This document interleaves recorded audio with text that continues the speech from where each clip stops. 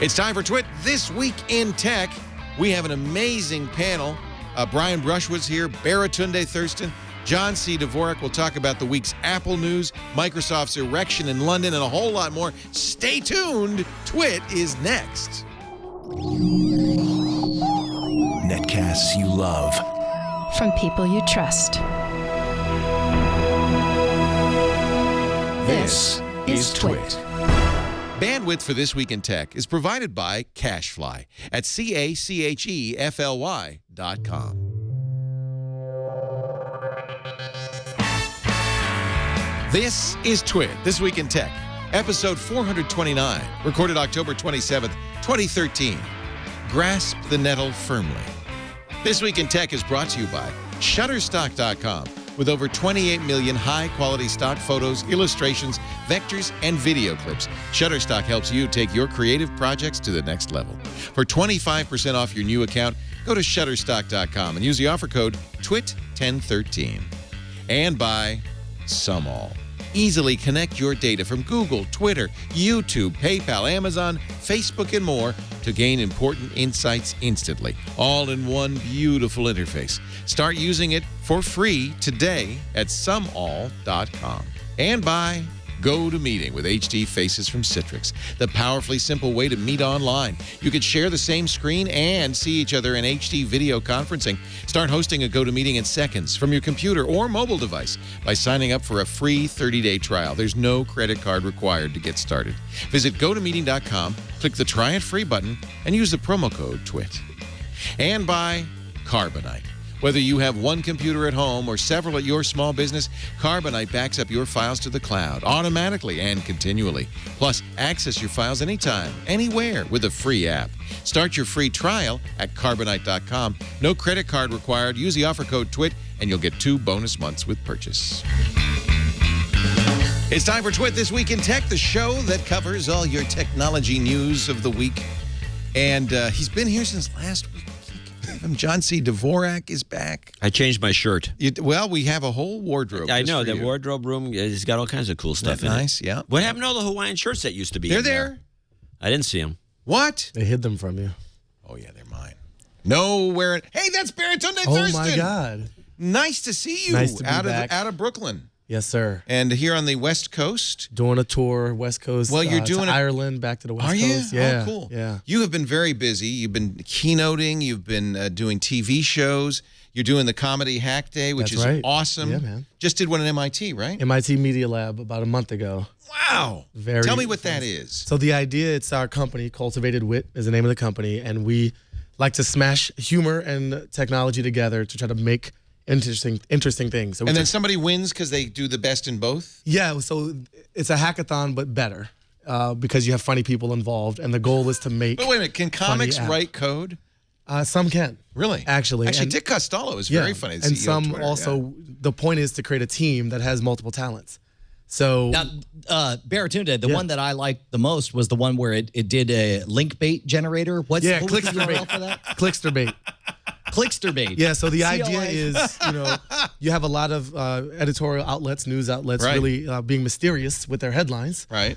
You won't believe what Jack Kennedy said to this dog. Yeah. And, why bother actually creating content behind that? No need. Let's just have a site full of clickbait links.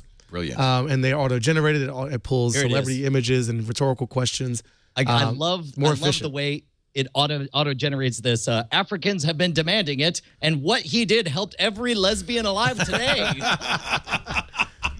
By the way, that's Brian Brushwood from NSFW. Hey, what's going on? The BB show, and of course, well-known magician. What did it say? You can't show that one. They said it shows Christ, and it says they fired him for being himself, and what he did helped every lesbian alive today. So that's guaranteed to get clicks. Actually, I would click on that just to wonder what the heck is that? Yeah. Yeah. No, it's really it's funny stuff. Probably something to avoid. The big thing that the news outlets still do today is they ask a question, like, can your car kill you? Yeah. And then the Cleveland Clinic did it. And then in the body of the thing, they say no, but you clicked on it. Yeah. It's an old trick. It's an old trick. You know probably every one of them. You're the king. You invented link baiting. I invented link baiting. Before there was a name for it. Exactly. When you were the anti-editor in the back of Macworld magazine, you would say it intentionally provocative. I was hired to do But he exactly stopped doing that now. Well, I don't get paid. I was paid to do that. Can you do it now? Felix Dennis gave me, he said, here's what you do. And he gave me that title, and I was the anti-editor. Wow. I was paid to condemn Apple and the Mac. And people still are pissed at me about this. Yeah, well, it's typecasting. You kind of, you got known for that. You know what? Turns out to be a winner. You're a good carrier. You can't go wrong. Yeah. So Apple had a little bit of an event this week. It would give John a chance to vent some spleen. Reprise your old role. They announced a significant number of things. That 2 new iPads, the iPad Air, which kind of surprised us. We didn't know they would name it that. That was dumb. The old iPad shrunk to a smaller size, almost half a pound lighter, which I think is a big deal. Faster processor. Wasn't that heavy, but okay. It was kind of heavy. Yeah. It's kind of heavy. I mean, when I switched from the full iPad to the mini, I realized I didn't ever want the full one again because it was too heavy. The weight. When you're It's holding not it, size, when you're it's reading the long weight. things, Yeah. holding it for a long time, like a Kindle is so much lighter, easier to read a book on than that big monstrosity. They've also put Retina on the Mini. In fact, they did something odd with the Mini. The Mini was kind of essentially an iPad 2. It was a couple of generations back, 1024 by 768. They caught it up. They caught it up all the way up. Yeah. So in fact, this is going to confuse me, and a couple of other. MG Siegler wrote about this, saying I don't know what to buy because the big iPad, the Air, is smaller and lighter, so it's closer to a Mini, and the Mini is faster and Retina, so it's closer to an iPad. The Now, XY dimensions of the iPad haven't changed, have they? Just the depth and the weight. XY has too, because notice this narrowed bezel. They took away some of that big wide frame on it, so it's in fact It's narrower. still big. So on the iPad Mini, did the actual when you say Retina resolution, is that a reference to the number of pixels per inch or the total number of pixels? It's the same resolution as the 10.7. Look, Retina's a marketing term. All it means, according to Apple, It means awesomer. it's better, and you should spend money. No, it means Betterer. that at the normal viewing distance, you can't see pixels. That means a 1080p TV at 10 feet. That means a laptop computer at arm's length. And then on a phone, it means higher pixels per inch. The density on the iPad Mini with Retina is the highest by a little bit of any device out there, 326 ppi. So it's higher than the regular iPad Air. This is weird for me because a lot of one of my friends, Andrew Main, picked up the iPad Mini. Is he any relation to Gucci? Before Gucci, man. it was, this is going to sound like I'm saying he's a hipster, but before it hit Retina and was saying like, this is it. This is totally sufficient resolution. I don't need to get to a level that I can't see the difference. No, history disagrees. I mean, you can never say like this is enough technology. You actually played the history card this early in the show? I did. It was way before the Nazi card though. So look. Like to say like, oh, we don't need more RAM. Like, didn't Bill Gates famously say that and was like super wrong? So Supposedly. the idea that we don't need more. But there's a sweet spot with performance versus fidelity, right? So it's like the trade-off at some point is let's reduce the fidelity so we can get higher frame rates. And if you're into games, if you're into the aesthetic performance of things, then I would say that there is a sweet spot that you want to hit where it's like, for example, I'm disappointed. I still have the iPad 3, the 3rd generation one. And there are games I play that I'm mad because like, why did I get this stupid upgrade? If I was just playing it in a lower resolution, it would run much, much smoother. Well, that was an issue. And oddly enough, it's why the iPad 3 is no longer being sold, even though the iPad 2 is. That was a problem on the 3rd. I hate this is Apple Arcana, which nobody cares about. But the iPad 3 was the first Retina, the 3rd generation iPad, but it didn't have a processor sufficient to move pixels. Okay. So people complained about its sluggishness. That's why Apple, oddly, is still selling the iPad 2. But part of that was, I think Daring Fireball dude said this, but people still want a cheap option. And if you are using it as cheap, it's $299, and you can get a $599. Yeah, but yeah, okay. And if you're using it as a kiosk, you don't need high resolution. You need big digit buttons. And maybe you want the 30-pin connector for some. Because you already invested in all those adapters. Yeah. That was fun. I think Apple's big problem, and I think you and I talked about it before the show, is it's like, who cares? Well,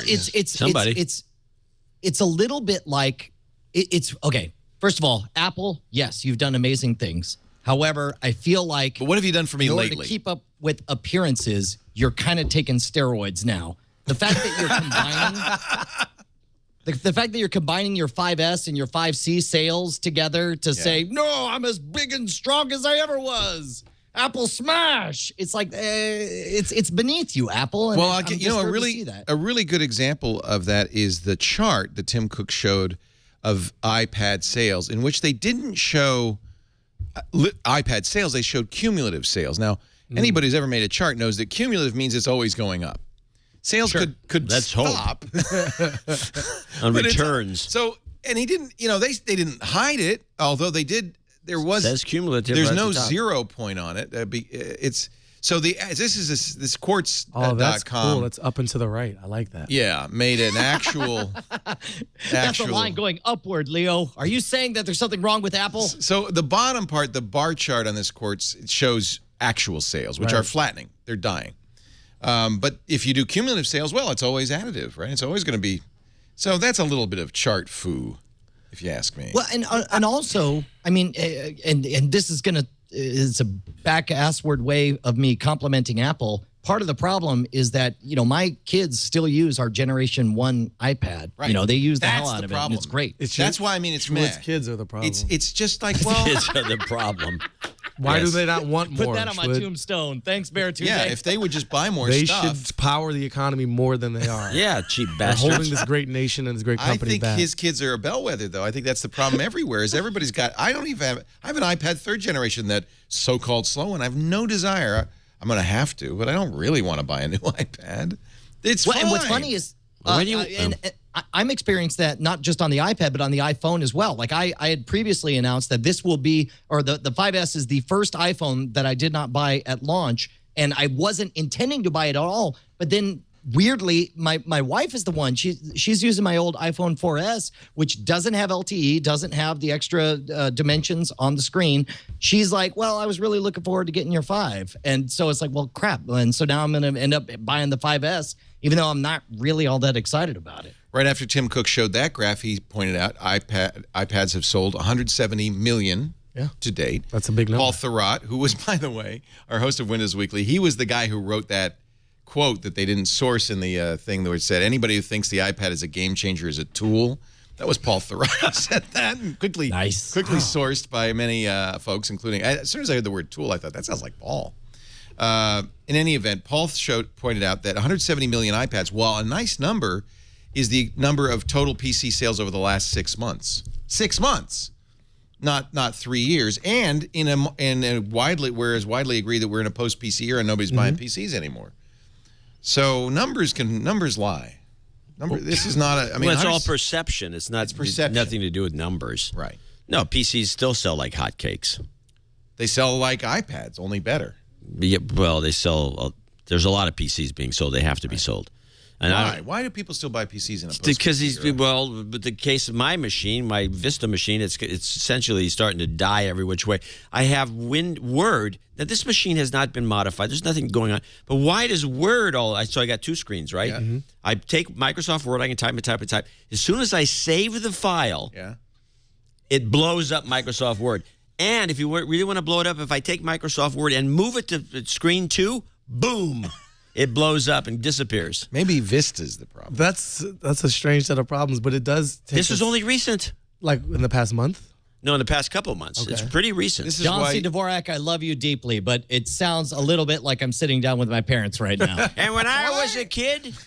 You know what I've been getting lately? The radio show is such a... It's both a... Wait, stop a minute. Brushwood, in other words, I should not ever complain about these bugs, these inherent bugs and these failures because I sound like an old man? Is that what you're saying? I'm saying... What are you, some sort of an ageist jerk-off? Which is what an old man would be say. Called an ageist. This is great. Get off my lawn, Schwood! Actually, the ageist thing comes from Berkeley. It's not really an age-based commentary. I'm just guessing. It doesn't. I don't know. Like, I don't know nothing about your problem, but it just seems to me like that. It's an idiotic problem that shouldn't exist is what my comment is. Well, it shouldn't, but it happened to all of us. You think... I mean, it could be you. It could be the hard drive. No, it's not me, believe me. It's not the hard drive. Not a user error. So I've been getting a lot of people calling the radio show. Same thing. my Gmail isn't working. I don't have any mail in my Gmail. So I don't know what but it's so not. you're saying the same thing to me that he did. No, but here's which the point. I should never mention. No, but here's the point. I've got like 3 or 4 calls like that. Now, clearly, if Gmail really weren't working, there'd be more than 4 people. But if it were working, there wouldn't be 4 people. So what's going on that some people... So there's a problem. Time for a house call. I don't want Let's to go to their John's house. We can go to John's Let's house. go to John's house. It Sort would out be- his it'd be Doc laughable X situation. trying to figure this out. That's the problem. It's all too complicated. What are you using Vista for? He It's likes a pain. machine here's the problem. This is you're what always you running- write on as a Vista machine? Yeah.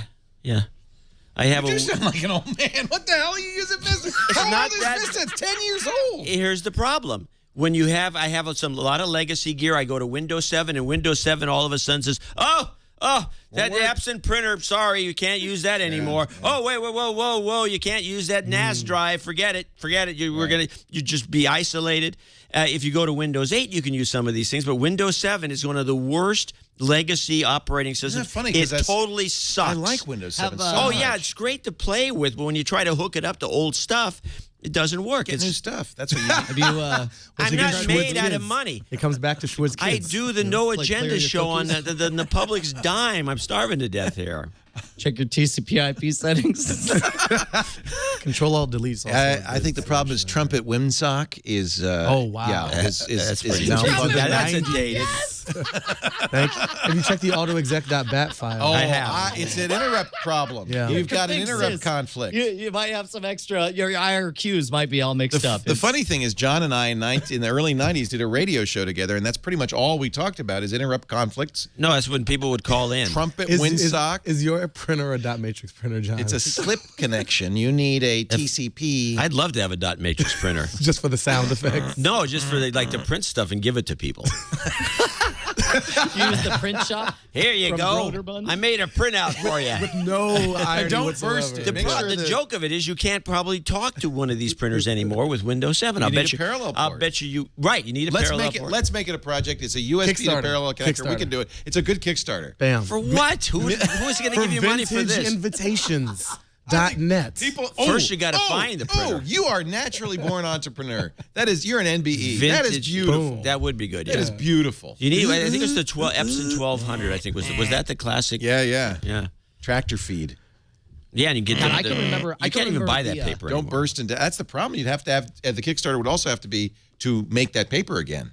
Oh, wow. You'd have to find a that's factory good. in That Brooklyn. creates I jobs. think people have some left over. I have some 8-inch floppies that I've been meaning to sell. Those things are becoming more valuable by the day. I'll tell you what. Now this is the weird cross section where I feel like JCD should merge with the hipster community and bring back like hipsterism Apple IIe days, where it's like sell everyone back their floppy disks for I think the $20 a hipsters month. are onto Zip something. disks would be great. That's kind of there. It is. That's the Wow. USB to. Yeah. The parallel. This is going to happen because it's already happened with vinyl records. There's this whole thing, this retro movement. Let's bring back the Model 100. Now that was a computer a man could use. Out in the wilderness. That was the one that all the journalists bought. Everybody used it in the sports box. Dude, it was Writers. the sound of the dot matrix and the smell of the dot matrix ink. those. Like it would The bring me ribbons. back, man. Oh, Yeah. awesome. That's another problem, getting those ribbons. There's a lot of roadblocks here to doing things right. Not roadblocks, John. The right way. Opportunities. They're Opportunities. No bad answers in A lot of brainstorming. We opportunities. could get through this. You know, Come it's on. like trying to get. I've got this. The Epson had, or not Epson. Olympus had this cool camera that they brought out during the 2-megapixel era. That had a small. It was a big clunky looking thing, but it had you put a Polaroid deal in there, so you can take a digital photo Right. and then push the button. Print would it right bring, away. and your little picture would come out. Try getting these Polaroid things. It's mostly guys have put them in lockers in Alaska where frozen 'em, yeah. They've frozen Yeah. them, and it was frozen back in '62, and you had to buy this stuff over the internet, and it probably doesn't work anyway. You know, there's rumors going on that Nikon is going to re-release its F3 camera. Talk about nostalgia. The Nikon F3, very popular film camera. They're going to make a digital I retro. actually owned an F3. It's a beautiful camera. They're going to make. You can buy it for $200 now, $150. But they're going to make. The rumor is very strong that this week Nikon will announce an F3 digital, and so that's more of this nostalgia, this hipster nostalgia, going back. How did we get into this? Dot matrix. No, it was Brushwood insulting me. We were on Vista. Apple. Yeah, no, sorry. I called JCD old. This is man. how And much you John ended up complained taking about us the off the past. This is track. how much people hate talking about Apple. Is they're willing to take it all the way to dot matrix just to not. How did we go back Yeah, 30 wait, years? you know what? Apple There- so much there's that. We're willing to take it all the way back to Apple with the Apple IIe. That's Bam. how much we hate. Oh, the we went Apple. full circle. Well, that's not Good. We went the full two. circle. The 2E. Well, it's still kind of a modern machine by early Apple standards. By my That standards, was my first. that's still an early machine. I like it where you had to make the printer work. You had to print one of the slots. They're still selling the Epson dot matrix We are on in a Amazon. rabbit But hole keep in mind also, like That's there were nostalgia. certain Oh, the there were LQs. certain mechanics that forced people. Like I remember, like when you go to pick up your rental car, oftentimes they're using a dot matrix printer. There's and that's only for, like, their 4 whole left system. in stock. Look at the price on this thing. It's a ripoff. There's only 4 left in stock. It's the same 4 that were left in stock 5 $482? years ago. That is ridiculous. $482.99 for the You LQ get an iPad for 2090. that. You know, this must be somebody who has like a Windows 95 machine doing invoices, and they have to use this. No, they don't. There's other people selling this. This is like, I mean, we would Yeah, get see these if there's calls ribbons. back Yeah, when I look. worked at Dell. We would get people who their entire business, like one of the things was they had like triple print paper where it's like it would do carbon copies every time you printed Right, stuff out, yeah. and you couldn't do laser printing on those or it wouldn't go through to the other 2 copies. So it's like You need it for rental car carbons, companies yeah. and these guys they would need Carbons. these. low markup is selling an Epson LQ for $636. Low This is markup. good business. This is good business. Somebody must need this. Should stuff. open up a Nobody manufacturing needs it. facility. But do they want it? John does it. That's all that matters. How do I all of a sudden get stuck with the moniker that I want a dot matrix printer? Hey, $361 for an Vista. Oki Oh, microline. Okie day. Now there's something I could use. Ooh. I'm gonna A 9-pin impact printer. I'm gonna move to bring the show back to the year 2013. I want I to have get the no idea how to get back. any daisy I'm wheels. solely- Any daisy wheels on I there am for sale? lost in the past now. I need a daisy wheel. I should have left some crumbs, a golden thread, something. I need a Fair daisy Tunde, wheel. let's, Check and help see if us. there's Let's a talk Xerox about daisy this, wheel. this potential floating data center. That is a great Google's story. We're in the future now. I don't know if this is true or not. CNET says Google is building right over here in the San Francisco Bay and Treasure Island, a floating data center. Yeah, it's actually a gambling casino resort hotel. Is it really? This is not. So they did a lot of What is detective the work. point of this? They Magic. I'll tell you what the point is geolocation diversity. The fact is, and What? this is, hold on. you're making stuff up now. That was a great hashtag. Geolocation diversity. No, he's right. Here's the thing. He's right. Try this on for side. This is some crazy talk here, right here. All right, But wait for it. if you are Google and you perceive your business as being so valuable that you don't want to tie it to a specific location in the United States, I don't know. I'm just saying maybe it makes sense. They to have a house patent. a bunch of your data to where you can kind of move off. That's how I feel Little about bit, my go home head on out to situation. intercoastal waterways if trouble. This is from their arrives. 2009 patent. Pirate radio. A water-based data center. Google This patented idea this. is all wet. Sorry. The interesting thing is, remember they have been using data centers in containers because those are cheap. You can get them. They have a whole thing for data centers in the containers. Right. As you know, Google must have to buy new data centers several a day at least, right? So these data centers can actually be put into these containers and loaded on these ships via crane. It's a floating platform. Now, one of the issues with data centers is cooling and electrical, right? You got to have lots of cooling. That's why they went up in Portland where electricity You're was buying cheap. into this, I can tell. I'm totally buying into it. So they use a sea-based electrical generator and use seawater cooling. That's awesome. That is the coolest thing ever. I want it. I want one for myself. I How think do they make the connection to the cable to the net? If only we had some form of wireless communication. Project or Loon. subterranean. Project Loon. They send a cable all the way I up think to the loon clouds. is the correct word, but what Project Loon are we This talking is a about? Google Balloons. project. The balloons they're doing down in New Zealand. In is New it? Zealand, they did those it. balloons. And the idea was high-speed internet from low Earth orbit balloons. So they'll have. We're going back to the ocean. I like it. I'll tell you That's what, the this Google is people this is coming very Neil Stephenson snow crash. Like the fact Yeah. that the entire there's only one reason to do all of this, which is if you want to diversify your assets to a position where you're not tied to a certain socio-political area. That, if you want to be. So I'm going to pause you on that one, Schwood. I think there might be other reasons to do it. Okay. Yeah, let's have something Schwood's besides conspiracy that theory. crazy thinking. I'm just saying, man. It's like Hey, what does it love when take you for an just- F-14 to go blow this thing out of the water? Nothing. That's like why to there point are out many of them. They're that- everywhere. Oh, and it would take that much longer to blow them there all up. Is there an award for like out crazying John C. Dvorak of the No Agenda podcast? Like within 20 minutes of As long starting as the you show? add, you've already I'm just done it, saying, so I'm not to the worried. end of it, you can get that prize. What's, So is there anything to talk about with Apple? They're giving away their operating system. They're giving that's a away big deal. iWork and iLife. Well, the iWork, like synchronizing the features of iWork across every platform is a big deal, right? So Pages is the same on iOS as it is in iCloud. because everything's as it is 64-bit. That's on the why they desktop. made the mini with the No Retina one, I don't know, BA7. I mean, other than Google Docs, I don't know any other. That's the threat, platform right? that They does want it. this is taken on Google Docs. Well, Well, look, taken on Microsoft. here's the interesting thought to me, and I think this is again, who's the daring fireball dude? The fireball guy. His name is John Gruber, but I prefer to call him Daring Fireball Dude. Daring fireball dude. DFD. Or just DFD, for sure. DFBD, depending on your definition of word fireball. So his point, and this is the smartest take I heard on it, was, look, you got Apple squeezing Microsoft from one end saying, we'll give software away to sell hardware. Right. You got Google squeezing from the other end saying, we'll give software away to sell you. Right. Sell your data, sell your information. So whoever is trying to monetize software directly is stuck. And he was positioning it as Microsoft, but it's not just that. I'm thinking anyone who's trying to sell their time as coders in software to a user to spend cash dollars is in a weird spot if we're training people from two of the largest organizations that software should be free.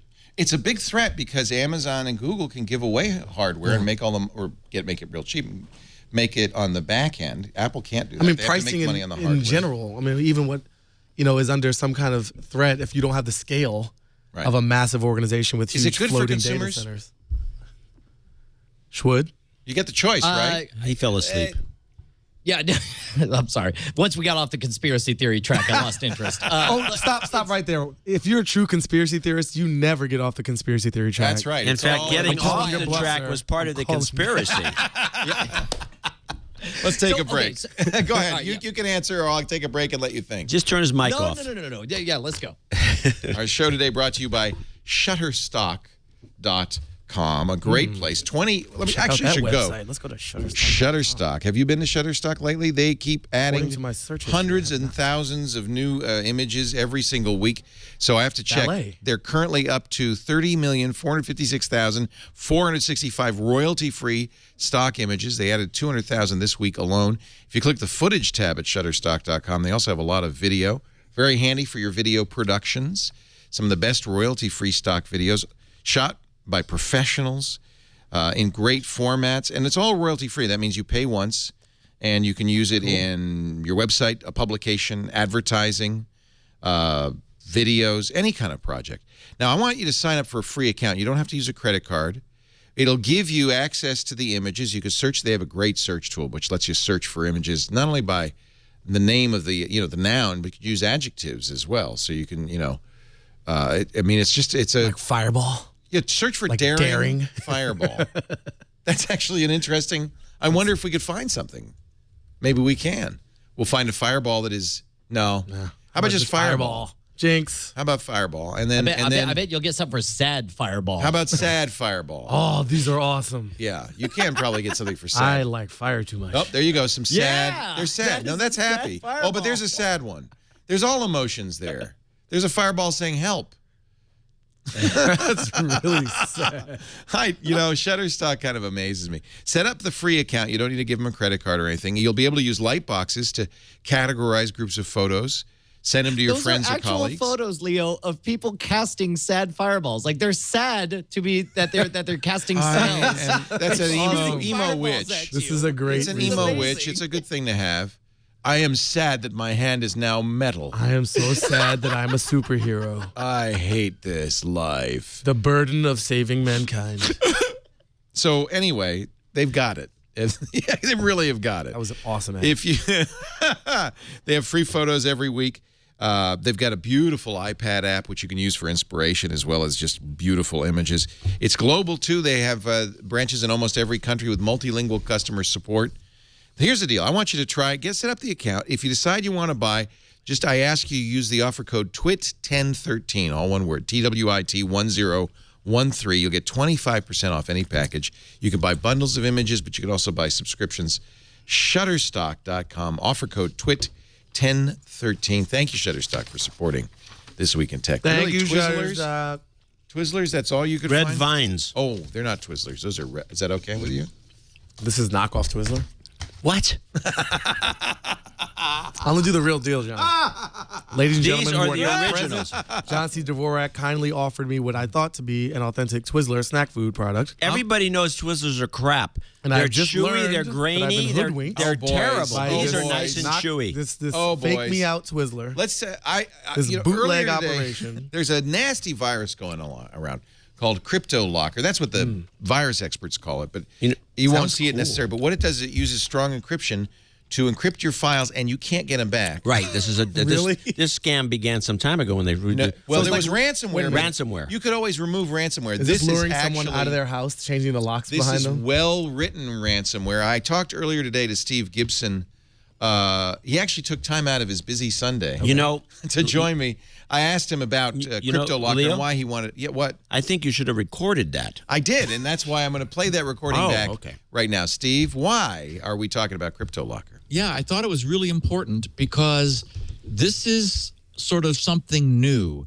This new CryptoLocker, which an alarming number of people are falling victim to, it actually encrypts all the documents in their personal documents folder and even other files that it can find in thumb drives or on the network. You know, it's able to reach out essentially from your computer, but it encrypts them in such a way that no expert, I mean, truly no one is able to decrypt it, not even the NSA. We've are seen able this to category of software before.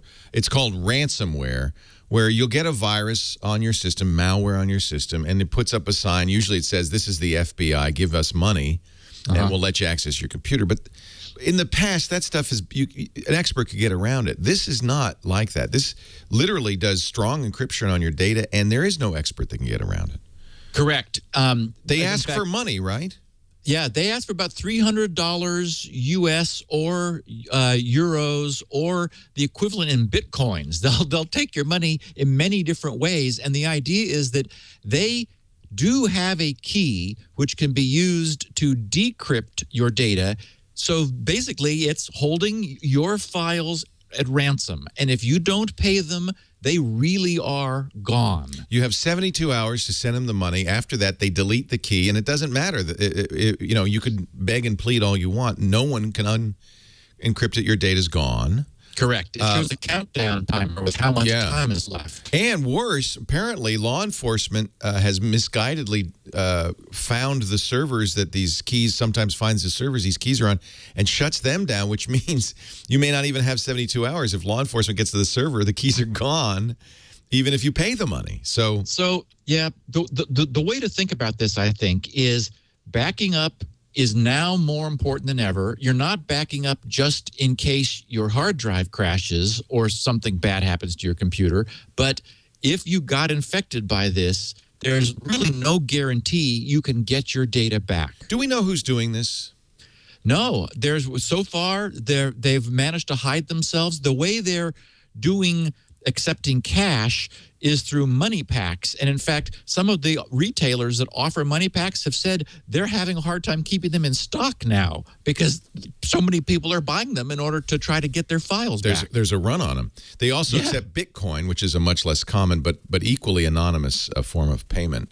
Right. It may not even be just one group. We've seen this with ransomware before. Somebody sells a kit, and then various groups will spread this around. It could be coming from a variety of different people. How do you get this virus? I think the problem is that it's making people a lot of money. And so they're going to be copycats. Right. My concern is we're talking now about the first one, but this is the first of, I'm afraid, many, because this is going to be the new model for what happens when you get your computer infected. And to answer your question, most of it seems to be so-called phishing mail, where email is sent to you that looks authentic. It looks like it's from your bank. It looks like it's from PayPal. It looks like something you may not expect, but it's reasonable, and they get you to click on a link. Or sometimes they'll say, we just deducted some money from your PayPal account. And you go, what?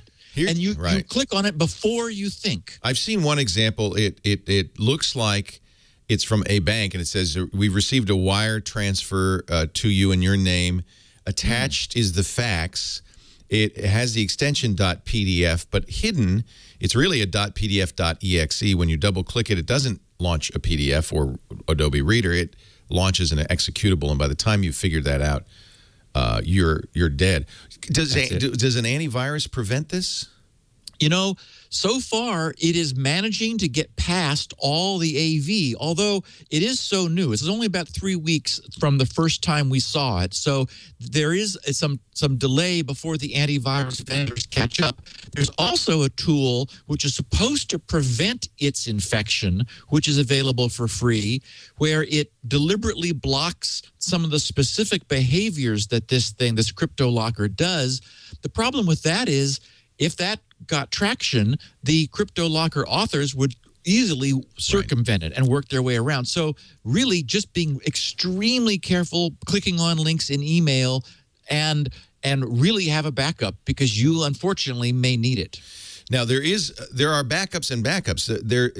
If you have what's called a hot backup, this may not be enough. Yeah, exactly. Because for example, if you're backing up to like you have a family or residential network attached storage, if it can see the files, it can encrypt them. So it can encrypt your backup. And furthermore, you could back up encrypted files. Once it's encrypted, if you don't catch it right away, those files could be backed up as well, on top of your good copies. So you want a backup system that isn't local, can't be seen as a drive letter from your computer, your presumably affected computer, and you want a backup that has what's called versioning, so that you can go to a previous unencrypted version. But if you do, then you do have recourse. Best thing, though, not to get this. There is no Mac version of this yet. It is a Windows only. Right. Yep. And again, I'm just worried that, everything we've seen, historically, viruses have been an annoyance. This is new, and it's not like this cryptography is rocket science. All of the code to do this is in the public domain. It's common knowledge how to produce this kind of system, and I don't think we've seen the last of it. I think this is the first of it. Well, it just reinforces how important it is to practice safe computing, not to be very suspicious of attachments, whether they come from somebody you know or not, to be very careful about clicking links in email. Never click a link directly in email and let a web page open. That's always dangerous. Or instant messenger, or on Facebook, or on Twitter. If you see links, a lot of my Twitter friends have been hacked lately, and I get direct messages from them with links. And, that could easily fool you, because it's a direct message, private message from a friend. One of the best little sort of pithy bits of advice we have is, if you did not go seeking it, don't do it. Right. That is something that's offered to you. Unfortunately, in this day and age, we have to view that with suspicion. So, manually go to the bank's website that sent you email, or that you believe sent you email. You initiate the action rather than letting someone push the action on you. Because if you get an email from your bank, you could just type in the URL in your browser. That would be safe, right? Yes. Yeah. And don't count on your antivirus to protect you. While they are getting updated quickly, they may not block that initial infection. And, of course, it's a cat and mouse game. As soon as the antivirus has come up with detection routines, the bad guys change how it works. Exactly. Get around it. Steve Gibson's at grc.com. He's a great resource to the community. If you haven't listened to his Security Now podcast, I'm a little biased. I co-host it with him. Wednesdays, 11 a.m. Pacific, 2 p.m. Eastern at twit.tv, or just download it from twit.tv/SN. Thank you, Steve. I appreciate your time. Thanks, Leo. Yeah, that was actually from earlier today from the radio show, so I apologize there's no video. For those of you watching on video, you just had to watch us nod and think and sit there and eat Twizzlers. Fake Twizzlers. Fake Twizzlers. Leo, help me out here. It seems to me like there's almost like a game theory aspect to this whole conundrum, because we've seen the rise of when computer viruses began. A big thrust of it was, to make your mark, like just be the guy who invented the virus who, went around the world. And then we saw destructive viruses for a while in the early 90s where it's like, wipe your hard drive just for grins because you wanted to set fire to something beautiful. And then for a long time, we've seen kind of the only reason to write a virus was so that you could get a zombie computer that you could use to make click links for you. So you would have basically a zombie net. But this is a new incredible threat because, number one, the game theory breaks down where if you're writing this kind of computer, it's important that it follow through on the threat of utterly destroying everyone's data so that it gets a reputation for being the kind of thing that you don't want to mess around with and you actually want to spend the money in order to recover your data. And likewise, there's also through cryptocurrency with Bitcoin and so on, there's a simple and relatively untraceable way to get money from it. I mean, is this I fear Steve is 100% right. I mean, it seems scary. like we could see an onslaught of this, right? The FBI estimated that the earlier ransomwares, the one, the FBI warning where you'd say, FBI says you have child porn on your computer, give us $300 in money packs and we'll forget about it. That has made people millions of dollars a year. $5 million a year is one estimate I saw. But that's nothing, because you could get around that. You could bring it to the guy and he, at the shop, he would know, he could get malware bites and he could remove it. You have no recourse. There's no recourse. This is like it's close to perfect terrorism as you can get. Yeah, it's pretty creepy. It's good. So one of the thoughts it raises for me, Steve's last point about don't engage in anything you didn't seek out. Yeah, that actually is a Bruce Schneier. But it's a great general principle of life. Actually, like if somebody comes to talk to you, I didn't seek you out. I'm not engaging with this, but it's harder to do in a high-speed network information because you're not sure. And I'll speak for myself. I've trained myself to say, like, I rarely seek out news and information, for example. The news finds me. That's the mantra of... It's pushed, not pulled. It's like, so it's just in my feed. Right. And, I even have advice when I'm talking to people, like, click before you retweet so you know what you're spreading. Right. And something may look really attractive as a headline, have a reasonable-looking link, and then you're, sending someone off into some malware, empire. But this feels consistent with that. The other point I would make is there's a great television show, which this reminds me of, and I can't recommend it enough. I have nothing to do with it, and you'll have to use creative means to acquire it. It's a British Channel 4 television show called Black Mirror. Okay. There are only 6 episodes, a la Sherlock, 3 episodes per season. Okay. This is odd because like instantly you flipped a switch and now we're talking about pirating BBC material. But I didn't say that. You're gonna get a Region 1 DVD player. You're gonna get it. Yeah. But what's it Black Mirror is the one to do because I haven't seen any of them because I'm a legal law-abiding citizen. But the reputation I want to know what it is now. I want it. I mean, you can read about it, and they have clips on their website. It's like the Twilight Zone for technology. Well, yeah. It talks about the Black Mirror that we all keep in our pocket. The dark side of all this stuff. And so this reminds me of one of the scenarios. Is it a series? It's a series, but each episode stands on its own. Is it fiction? It is, probably. No. It's like persons of interest. Where, like Terminator's a fiction. Sometimes fiction, tells more truth than the but it does a great job of dealing with This is not it. This cannot be it. No, I don't know why that's... Oh, yeah, it is actually. Is it? Yep. Yeah. That's one of the episodes. He's talking to a cartoon. All right, whatever. Yep. Mm-hmm. All right, well, that's our next thing we all have to watch. Wait. So tie this in for us, Barrett. So here's the point. It's a new type of hostage taking. It's a new type of theft and a new type of crime. And to your point, Shwood, where I don't even think they have to destroy your data. You just have to never see it again. Right. To know that the threat is real and it's credible. And we've all kind of together agreed, somewhat passively, like this is the world we want to live in. Right. We want to digitize all of our files. Right. We want to put all of our movies in the cloud. And you get to books like Jonathan Zittrain's The Future of the Internet and How to Stop It. And you look and Bilton's book. Is this why you're kind of pushing it away? It's not that I'm pushing it away. It's that I think I am to provide a little more context, just trying to be a little more conscientious about the engagement. So my unplugging from social media and email for 25 days was like healthy, trying to hold on to devices longer.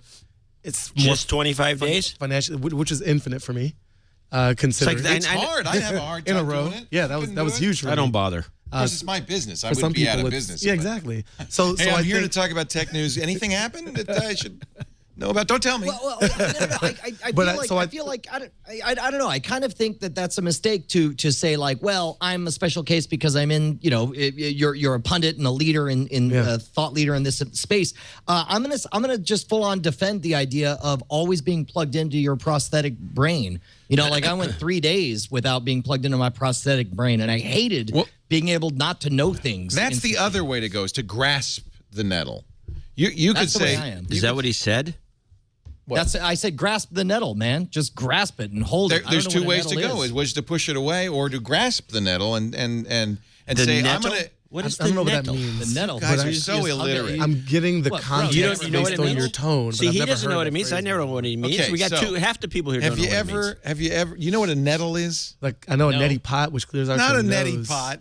If you're a like nettle, congested in the wintertime. Urtica dioica. It is a salt water stinging in your- nettle. Look at this. Oh, yeah, is it's a a nettle. plant. Oh, yeah. Nettles. Okay. Yes. So as it turns out, with a nettle, if you gently hold it, it will prick you. Right. If you grasp the nettle firmly, you can get it. Oh, perfect. Yeah, that's a great metaphor. So, and it is a common. perfect it is is. a common saying, but it's that because there's apparently- intention in it, right? Yeah. So you the know what idea you're doing. is, I understand the technology is a double-edged sword, but Right. I am, instead of doing, there's two ways to approach it. One is I'm going to back off a little bit and maybe we should be more judicious. The other is say, no, this is the future, so we need to embrace it and we need to take control of this and we need to fight the NSA instead of just saying, well, I'm not going to give them any detail.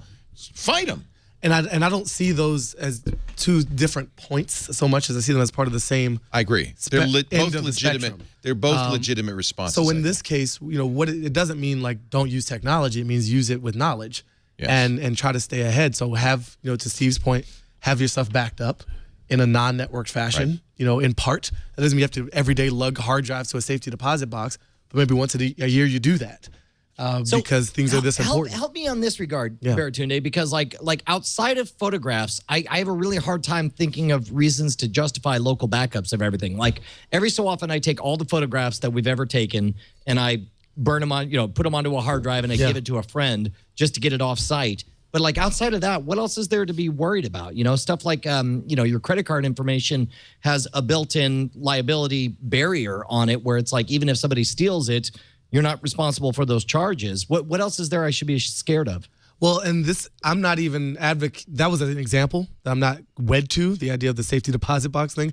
But this virus seems like, it's not discriminating against any kind of file, is it? No, it's all your your It just stuff. wipes out It's your everything. data. So, Yeah. for you who creates things, it's far more than photos that you care about. It might be scripts, it might be notes, it might be journals, it might be things that have intrinsic personal worth and zero to maybe even negative worth to other people. So And in that regard, we're kind of all skewed because all four of us are people who create content that we desperately hope other people will bother to look at. So it's hard to wrap my mind around the idea of like, what have I written that I don't want out there? I'm like, I wish all of it was out there. I don't know. well, it's not about it being out there. It's about it not being available to you. I'm not talking about like mass publication of your stuff. I'm talking about mass deletion of your stuff. Yeah. Either way, that sounds like I'd probably be better off. So, okay. So just to clarify, like if you lost everything you ever created until this morning, you'll be fine with that.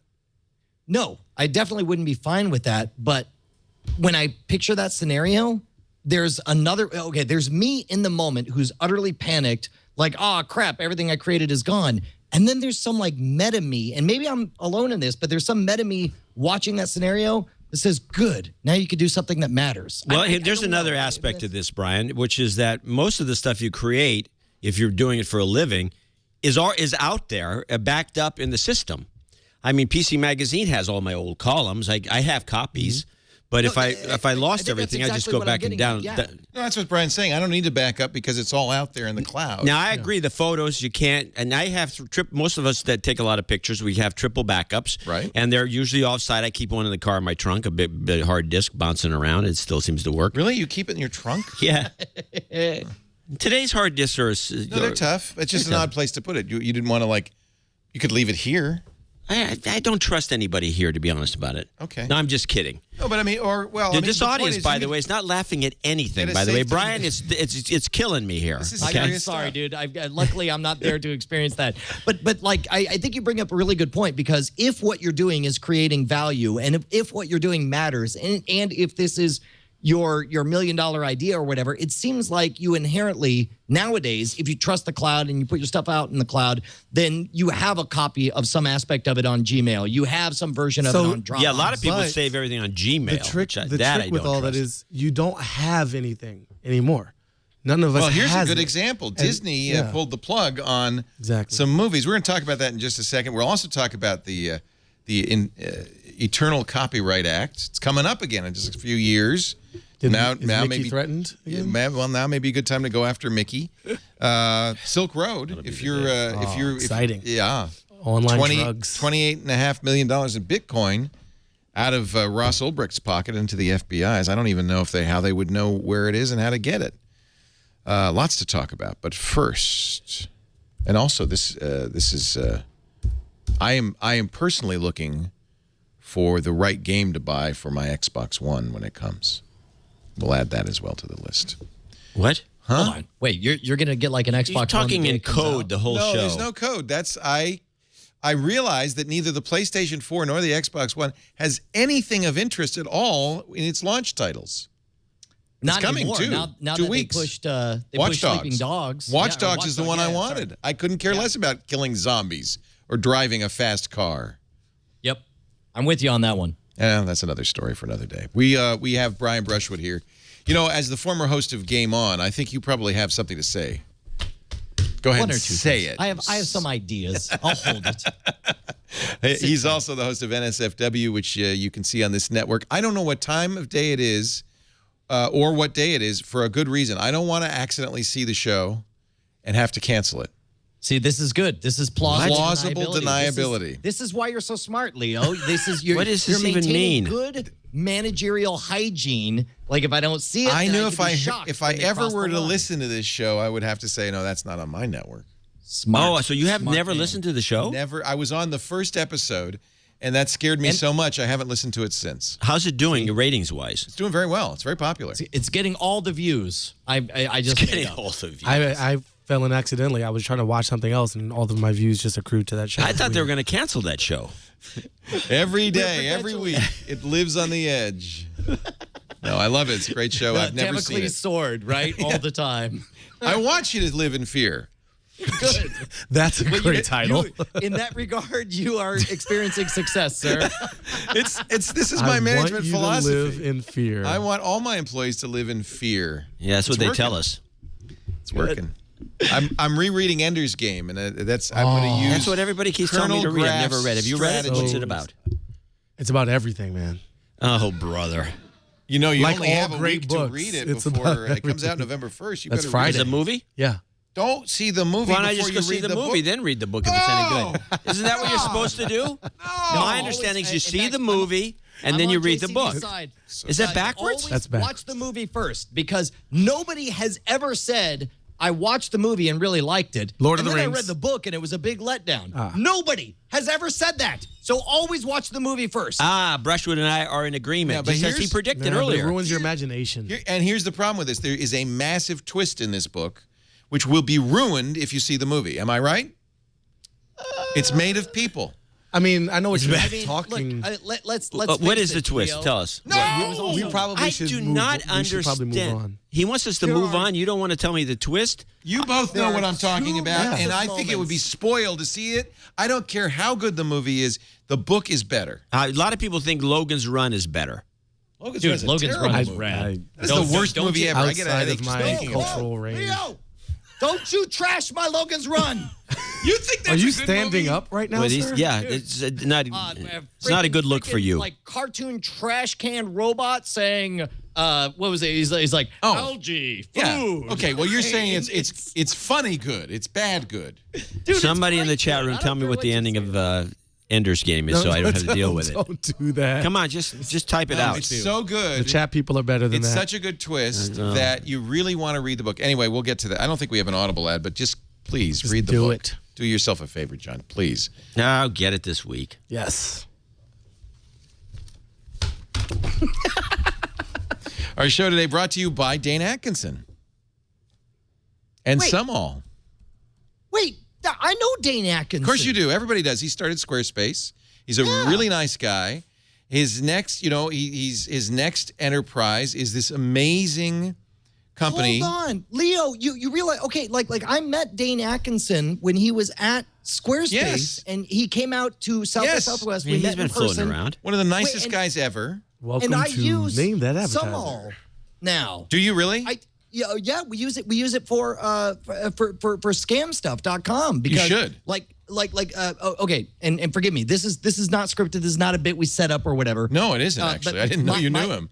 Yeah, no. My experience with Sumall is Sumall is basically the place to get all of your metrics for everything That's over right. time, right? That's right. And for me personally, like scamstuff.com, we want to know how much we sold, what the traffic is, or whatever. We throw that into Sumall. Sumall is better at it than Shopify in some ways. Well, Like here's the actual thing. service that we use. Business intelligence, the idea of BI has been around for a long time. Big businesses have used this for a long time because once they realized we're in the era of big data and you can know everything about, widgets and how they've sold and who's buying, they started really using this BI software to start really you can project how you're going to do. You can all sorts of stuff you can know, but it's never been in the realm of the individual.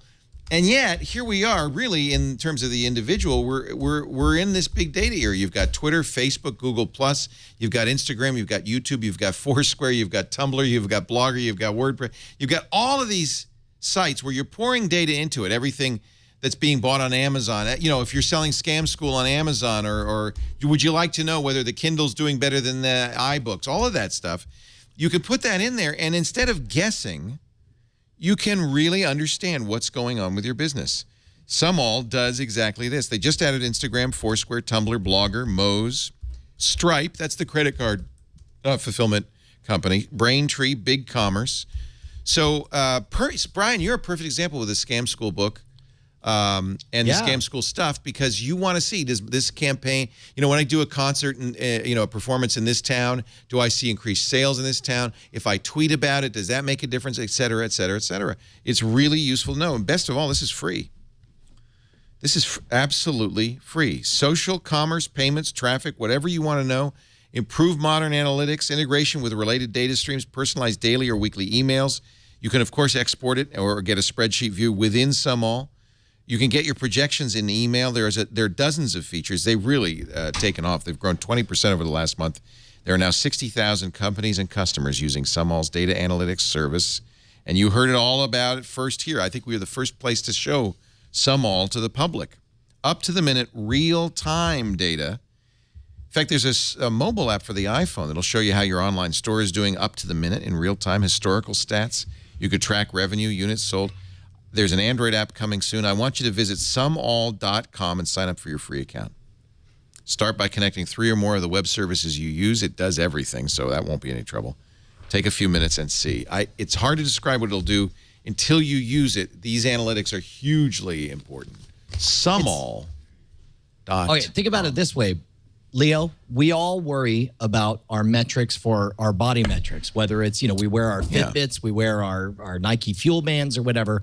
We're obsessed with the numbers for our physical health. Why not the health of your social presence or the health of your small business or the health of everything? You should know what numbers you're doing on everything. This is amazing. What a surprise. I had no idea that Sumall was a sponsor. We're really... I got some feedback for them. I'll tell do you. you? Oh, good. All right. You know what? You know Dane. Do you know Dane? I do. I don't think so. Oh, wait. I may have met him. I don't You've think I probably met him. You know what? He would love to know you. They're in New York. He would love to know you. Dane is one of the coolest guys you'll ever meet. Really, really great. So Disney, I think, might have done some damage to the notion of streaming media. We all know kind of intellectually that when you buy a movie on Amazon streaming, so I'll give you an example. I wanted to own The Sopranos. When James Gandolfini passed, I wanted to own The Sopranos. I thought this is the greatest show of all time. And I looked, and there was no box set. I was going to buy a physical media version of it, but so I priced it out. It was actually about the same to get it on Amazon and have it stored in a locker. No physical stuff to move, no DVDs to lose. Quality was excellent, so I have it. You have it. I don't have it, and if you look at the license agreement, I never had it. You have the right to stream it until such time as you don't, basically. Yeah. And Disney brought this all home. Now, some say it was an accident. I don't know. Seems unlikely with Disney. It seems unlikely. Disney and Pixar have yanked their movies from Amazon Prime and from the Apple, from the iTunes. And if you had it in your locker, if you didn't have a physical copy of it, it's gone. It just deleted the thing you thought you owned. It just deleted the thing you thought you bought, but you didn't. Which played out perfectly in Zittrain's book. That's exactly why he wrote that. Yeah. Saying, like, because you have access to some cloud version of a thing, you don't really have the thing. Doesn't mean a thing. And someday someone's going to decide you don't own that. So Disney, you probably knew this. I know, John, you know this. Disney had this very clever marketing strategy with video cassettes and then later with DVDs where they would make a movie only available for a short time and then they would pull it for 7 years. And it was very smart. Yeah, and they would change it a little bit every time. They'd beef it up. It's unpredictable. Or there'd be some new cut in there. But it really helped sales because everybody... Limited time offers, always a sales... and if you have kids now, you're going to get that Lion King, right? Now. You are? Well, I think, anyway. Okay, yeah. So Theoretically. So I think this has something to do with that they realized, hey, we can't do that anymore because everybody has got copies of it. So you think this is a marketing stunt? Well, stunt is the operative word. So some say it was a bug. We didn't mean to black out people, even though we had the right to do so. Well, here's the important thing, Leo, is whether it was on purpose or not. It doesn't matter. Believe it that there are people working at this company who are watching very closely to see what the response is. That's what I think it was. And if the response is that, oh, people don't really care when we take things away, then that's a green light. That's a flag that says, go ahead, make artificial scarcity our letter of the day. But if everybody goes completely ape nuts on this, then which they won't, it'll make it difficult. So I say, my default position is make noise and get angry about everything. Nobody does that anymore. Well, parents might because unlike a lot of movies, you could have I bought The Breakfast Club once. If I didn't find it there, I wouldn't be like, oh my God, what's happened to my Breakfast Club? How long would it take you to even notice? I might not ever notice. But The Lion, if you have kids, they watch these movies over and over again. You will notice. Yeah. So the Disney movies of all... Daddy. Yeah. Daddy. Where's my Lion King? Where's Daddy? Yeah. They can be quite insistent. Did you have kids? Nope. But you seem to do a very good impersonation. I have a lot of little nieces. Keep in mind also the flip side here, which is that kids, while they are very good about repeatedly watching the same content over and over again, they're not terribly picky.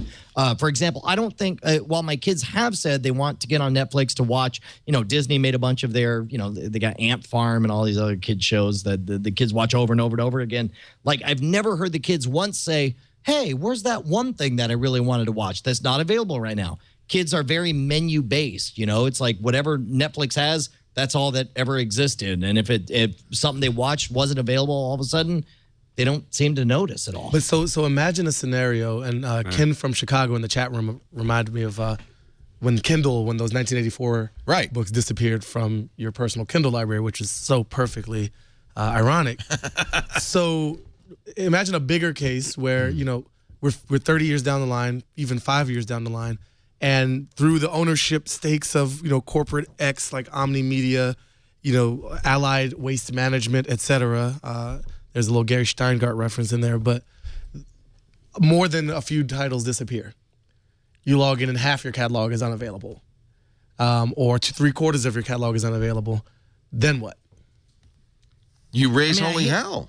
Will it be too late because you agreed to it? You did agree to it. This is the real point, and I think the real risk of this is it's going to raise people's awareness that you didn't own it. They can do this. It's in the terms and conditions at any time. They can delete those files. I would hate to take the evil corporate this is going to be position fun here, but it seems to me that the outrage would be directly proportional to the popularity of the title. If it's something that everybody bought and everybody loved and everybody perceived as their own, then yes, the whole world would go nuts and freak out about it, and there would be a big fix to it immediately. But if it's a minor title that nobody cared about, and then it would be quiet. And there's part of me that's kind of okay with that. And that rankles. But the part of you that appreciates niche culture and freedom in general is equally as upset.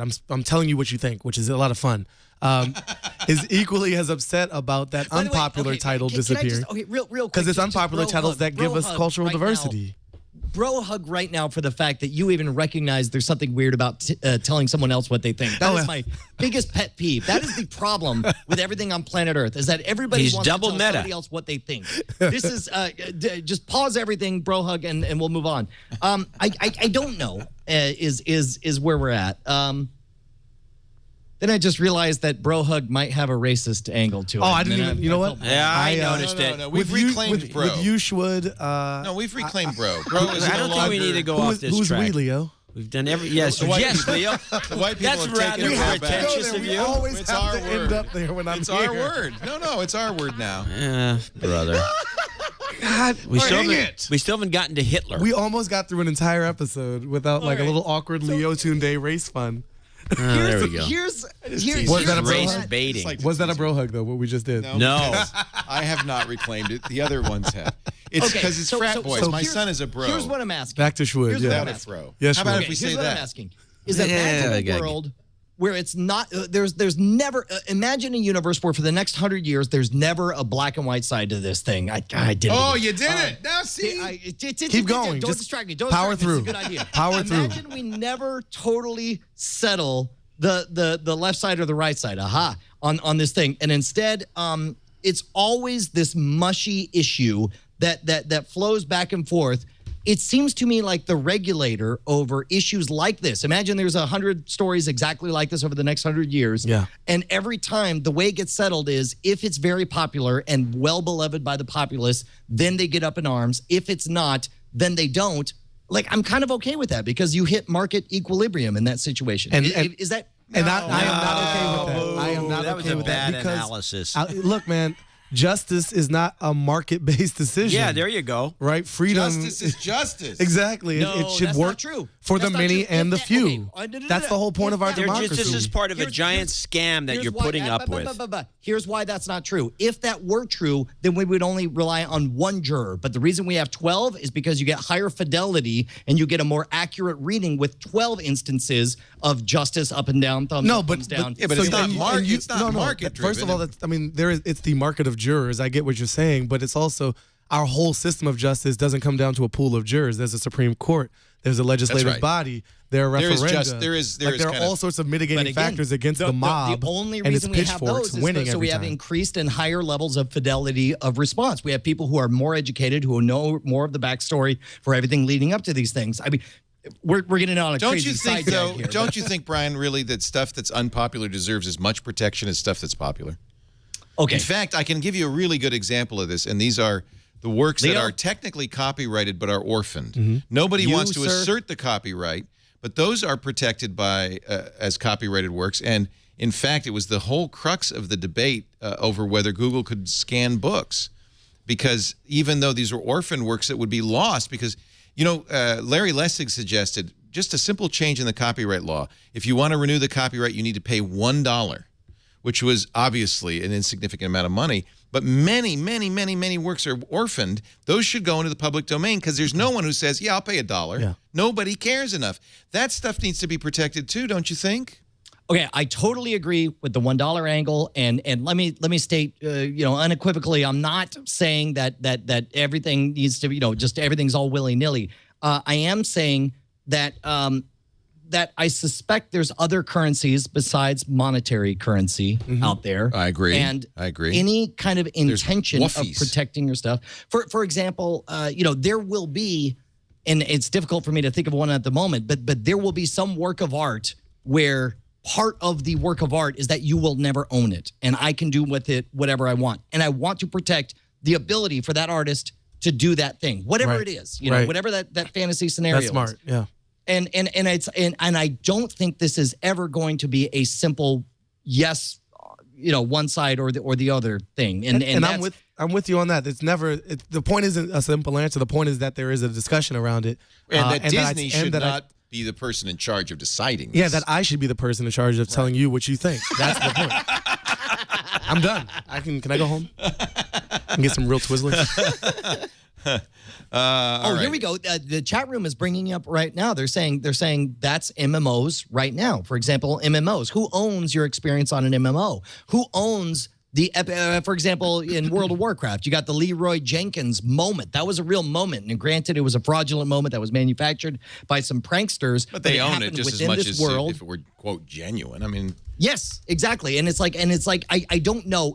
In general, my default position is to allow for the exceptions out does there. Blizzard Somewhere out assert there. that it owns all your experiences in Warcraft? That it's Well, certainly it says it owns your gold, for example. It flatly says your Warcraft gold has no monetary value, which is what's fascinating to me. Look at this. Me bringing it back to the dock.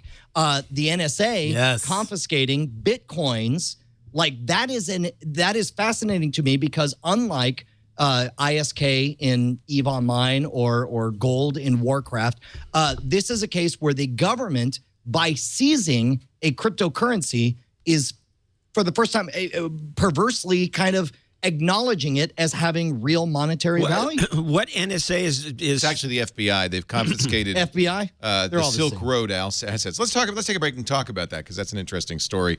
Also, how they figured out who they think is the guy in charge of Silk Road. Which is amazing. And he lived just down the road a piece. There is no hiding. He lived in the city, San Francisco. Oh. Yeah. Well, that's down the road. Is that the guy they arrested? Yeah. That's not new. It's a good story, though, how they found him. We still don't know that it's really him. We don't, but they think it is. Well, we'll see. There'll be a trial, and then we'll... But they also confiscated, and I don't know how I'm actually very curious how they confiscate Bitcoins. But the FBI says it seized $28.5 million in Bitcoins from the alleged owner of Silk Road. I need an explanation. I want my donuts back. We all have problems. I'm talking. Well, that's another kind of. That's code. That's just more code. Leo's on all code today. We have no idea what he's talking about. Donuts. This is smart storytelling. What In you the do. Simpsons This is J.J. Abrams. Yeah, J.J. Abrams. Mysteries. Stay tuned for donuts. But first, a word from Citrix, makers of the great Go-To Meeting. With HD faces, meetings. I don't like meetings. I actually started Twit not because I wanted to do a business or make money or anything. I just didn't want to have any more meetings. Tech TV, it was all meetings. You remember that? I stayed out of the office. Meetings. Yeah, that was smart of you. When I went in the office, I ended up in a meeting. Yeah. Just to hear somebody, I won't mention who, listen to himself talk. I didn't do it that much. No, not you. Oh. Whoa. There's a guy that sounded a lot like That was David, revealing. he sounded like Tom Brokaw. Yeah. And he was one of the producers, and he would like to just yak away because he sounded like Tom Brokaw.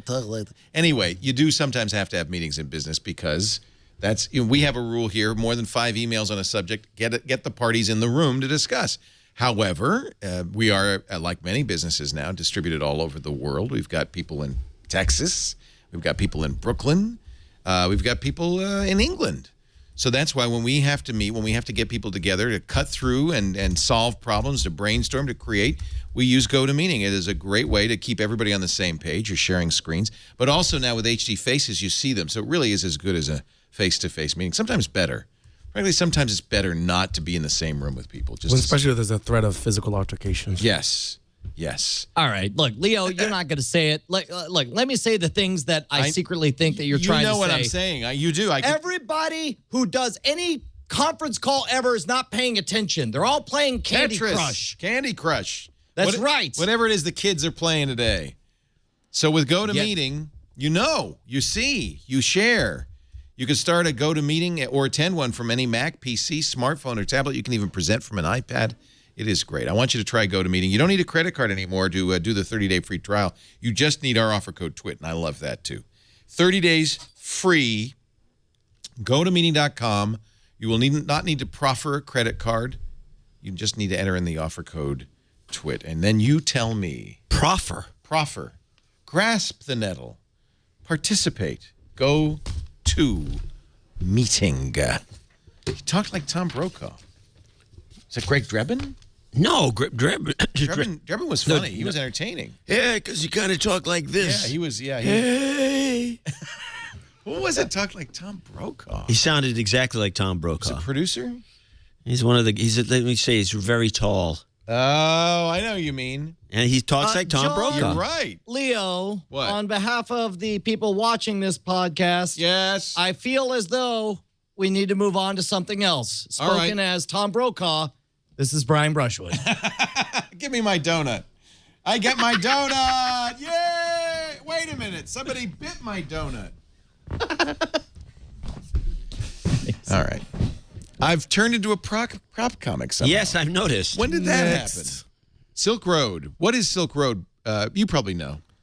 I've read things. Because you're black? No, because I'm super smart and hang out on the internet. It's where I get my ecstasy. He gestured to the right, and I honestly didn't know whether it was me or Baratunde he was and pointing that was to, my and that made me intent. I extraordinarily actually happy. thought it was Schwood because he's That's my intent. libertarian. So it actually isn't a website. It's a dark website. It's they use Tor to protect it. You have to kind of use Tor to get to it. Got to know somebody to get in the You got club. to know somebody, get in the club. But Yeah. apparently, and I've never been there, you can use Bitcoin to buy drugs on Silk Road. What? It was one of the most popular Bitcoin using sites, right? Because it's completely anonymous, theoretically. Which nothing really is, The as we found out. The FBI, in a very interesting sting, they actually did some legwork and found the guy by going through old postings and tying it back to a Gmail account. They say it's the guy anyway. Yeah, I mean, He says he's not. their claims Of about course how not. they uncovered this person are a real good lesson for anybody who's actually trying to hide. Yeah. Because it shows you how hard it actually is. I mean, they've gone back nearly 3 years in online statements, transactions, forum postings, blog posts, and found little mistakes, hints of how someone's interested in the Mises Institute. Like, Right. It was it's really an it's interesting hard story, to, wasn't it? to not be yourself. I could is what see I the got movie. from that story, assuming it's true. It's Well, like you're because- going to let pieces of your personality slip out. You're Exactly. going to drop hints with that revelation, and somebody's going to come knocking at your door. Even if you use handles. Yeah. At some point. So he started when he first, whoever this guy is. And I'm just going to tell it, look, I understand Ulbricht is accused. It's alleged. There's no, we Yeah, it don't makes know. nothing but sense. The guy made millions and millions of dollars. He lived in some crappy place in San Francisco They with didn't two even know roommates. his name. His roommate said, well, we called him Josh. I'm just not buying this story at all. You think that, that's interesting. I mean, okay, but regardless, like even if it's not the guy, it doesn't matter. Like we're They all just claim he's exploring the the dread- intellectual possibility here. Right. They claim he's the Dread Pirate Roberts. That's the handle DPR. Great name. That the guy who ran Silk Road used.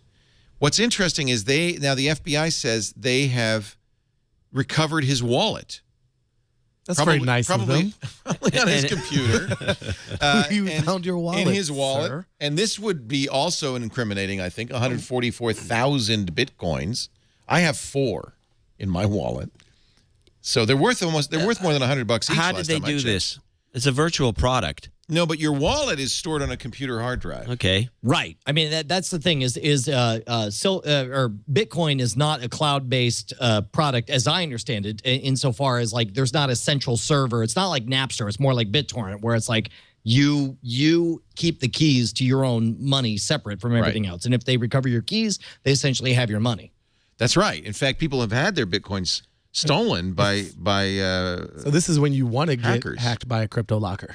So he, in other words, the way it sounds, either had the computer on him so they could associate it with him, that it had all the Bitcoins Probably on there. that's the case. And he kept an unencrypted file, an unencrypted system that would allow them to just waltz right in and find the wallet. That's what you're telling me. Yeah. Okay, I'm not buying any of it. They had the FBI official. This is from an article in Forbes by Andy Greenberg.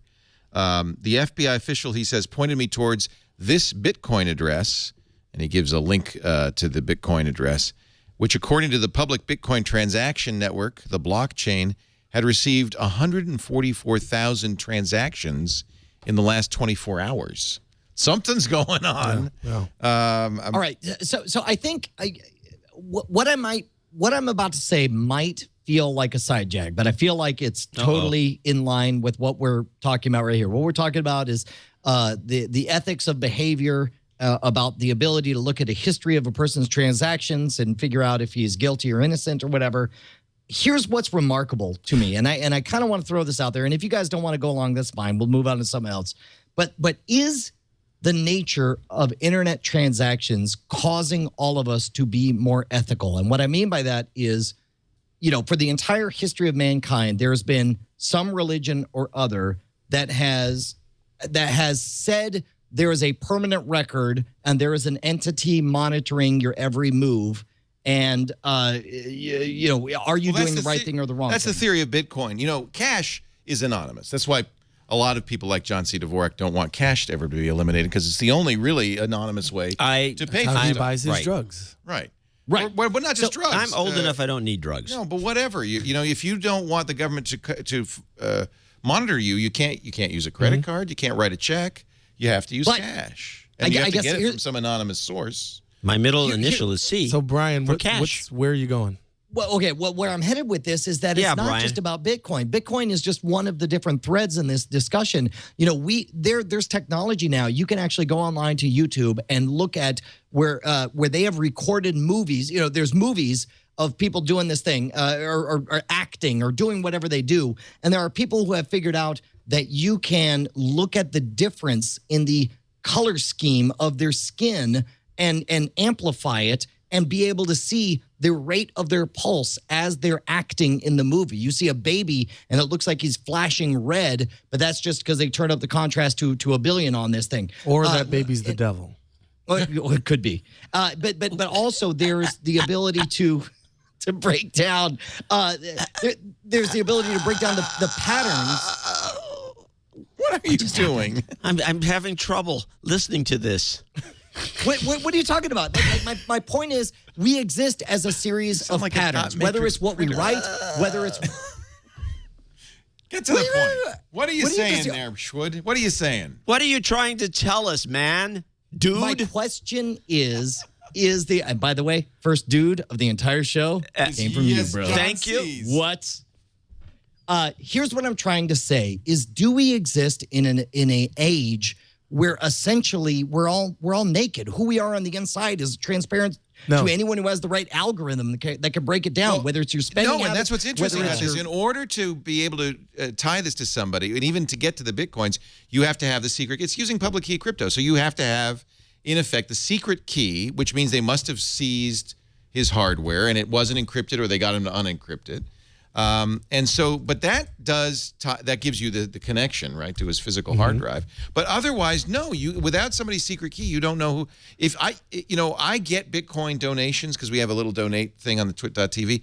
I don't know where those came from. I have no idea. It's a long But you don't number. care either. I don't want to know. Well, I don't know why it's you... anonymous. See, I don't think so. I suspect strongly that we exist as a series of patterns, and we all do this, whether it's in the way we relate to other people. Hey, Schwood, we I'm tend telling to you. use... What did you take? He's high. He's high. I hear you. I really do. What I'm thinking no, is, you don't. No, I do. Okay. So I think what he's getting at is, like, look, we're screwed is what he's saying. We're doomed. What I'm hearing is we perform a lot, that's what we but do on the the nature show. of who we actually are is available to anyone who sees the full extent of everything we do. Through the mask. Exactly. To the So true they person. can I see get it. what we're I'm searching sorry. for. I'm And sorry. where do Schwood. they see that? How do they see that? Through every digital / virtual interface The that we metadata. engage. It's in the metadata. So I just personal and metadata. Leo brings up a good point because this is the reason this is exceptional is because it never existed before. We never logged every move we ever made before our lifetimes. I We are logged the your first moves, Schwood. He's sounding We so are much the- like we are Dennis the Hopper first right now. Hey, generation man. in history. Oh, man. I'm getting the it patterns now. of your life are stored on drives, man. They're on drives. It helps that I mean, he's okay, not in the look, room. Look, Oh, yeah. Because he All right, kill me right now. let me tell you some facts. Oh, now we're going to facts. Capital All right. F facts. All Incoming. right. Tell me if you disagree with any of this. We live in an age where somebody can look at your history of tweets, 10,000, 20,000, 30,000 tweets, and manufacture a tweet that will pass the Turing test of looking like it comes from you. That's correct. True or false? True. Right. So in that regard, Episode of Black Mirror. Really? Oh, wait, is it? Wow. All right. So like in that regard, we exist as a pattern that can be replicated. In that regard, we are. I'm counting on that. Hey, copying a tweet is not the same as being replicated. No, you're taking a huge leap of faith with that true. one. And That's true. Shwood, if I could. Yes. Yes. Poet didn't know it. But you're Here is the and I would love to bring it back to the last of our tech stories because I have a feeling we might be losing some people, but it's always fun. Oh yeah, to they're get all gone philosophical already. with you, Their audience has left. But it's not about the audience anymore. This is about us now. It's all about It's always about about us. us. It's been about us So since here the we go, get-go. Shwood. Ladies and gentlemen, I'd like to welcome you to Twit Late Night. This is like Twit Philosophy Hour. The trick with the limitation on your theory, Shwood, is that not all of our self is expressed in digital form.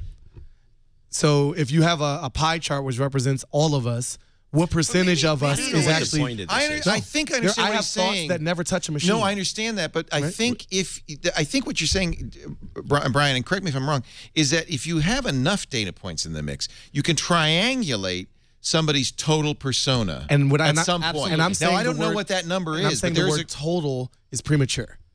But can- don't you? Well, it's do you, like when people. do you not think that here's you the- leak stuff in the things you say? Leak does not represent the full volume behind the leak. So you think there's something hidden that even if I had all of your data, I What couldn't is find? this got to do with the Bitcoin guy getting busted? That's what I'd like to know. Because he got busted based on being Hold on, himself we're online. solving the problems of the universe. He got made it. some. No, there's a direct link. We don't even FBI know it's the built- same guy, so I'm not buying any of this.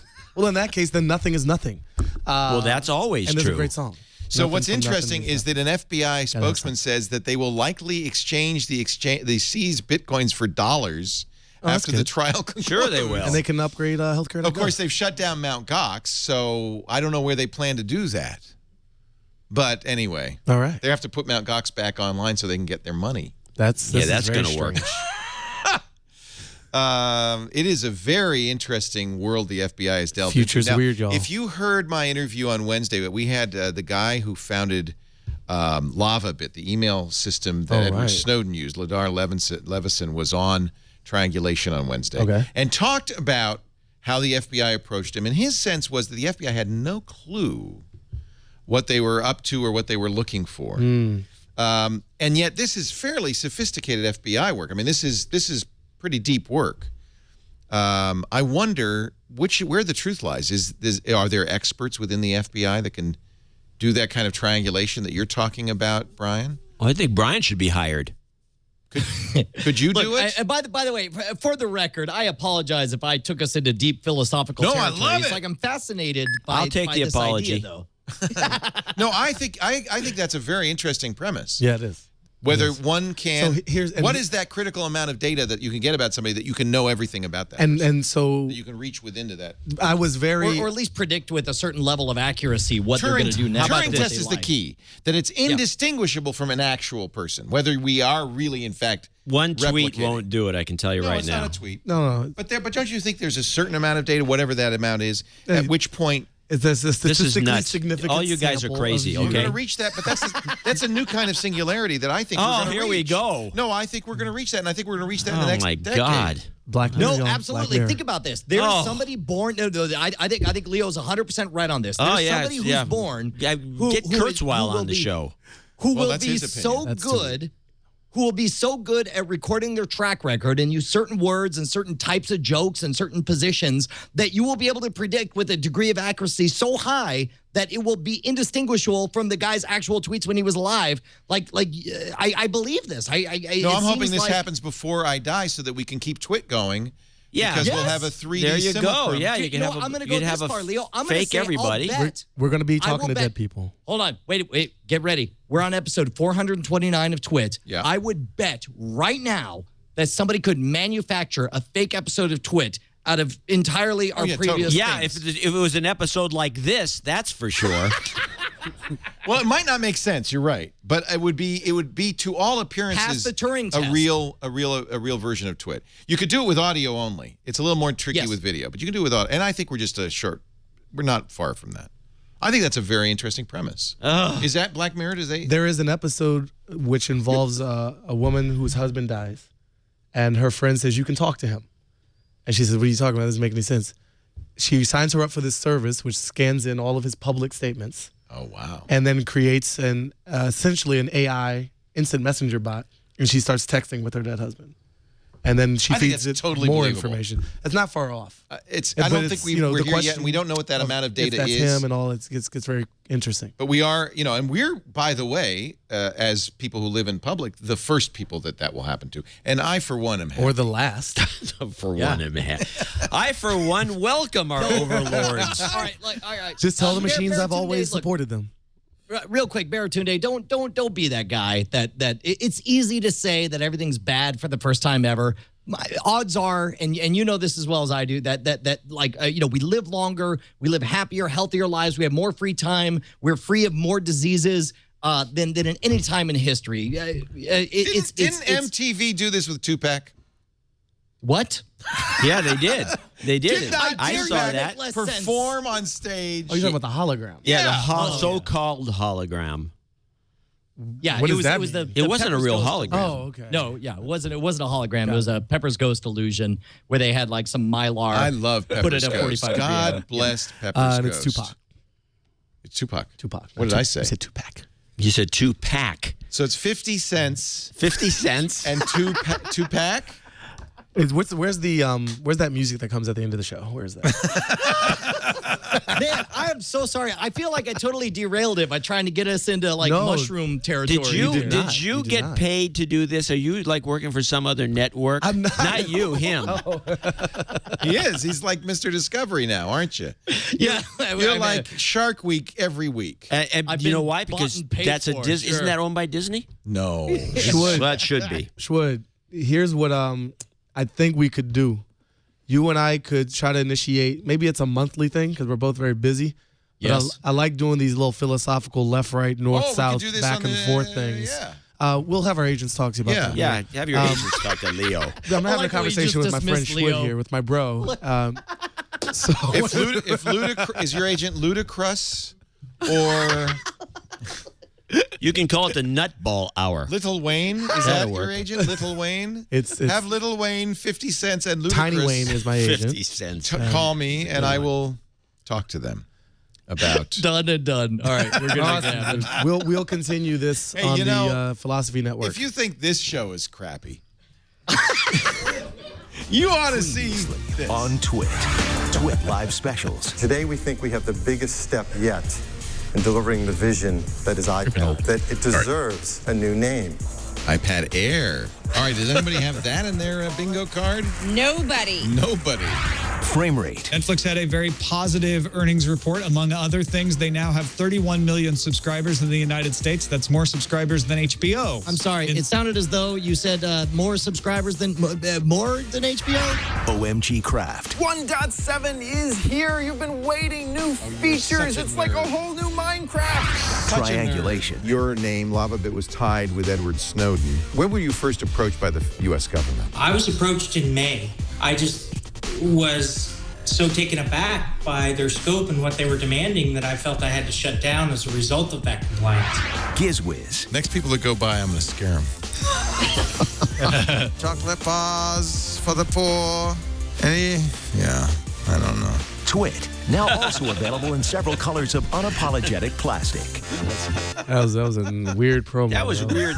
That looked like a Very house ad. consistent with the show. Huh. Everything about it was perfect. I say change nothing. That was amazing. For shizzle manizzle. All right, Oh God, we're gonna take a. my head is resting on the actual Keep I'm going. so sorry. Everything's great. Nothing's I'm wrong so here. sorry. You're As doing great, Schwood Leo. said. Pay no attention. Tom Merritt. I think this is gonna be a big week. What's coming up in the week ahead? Hey, thanks, Leo. Here's some of the stories we'll be keeping an eye on in the week ahead on Tech News Today. Starting today, Samsung's DevCon kicks off in San Francisco. That goes for a couple days. Monday, October 28th, Aereo launches in Detroit. Sweet. Apple has their earnings announcement. Groupon and Yelp also have their earnings announcements on that day. Tuesday, October 29th, GamesBeat kicks off in Redwood City.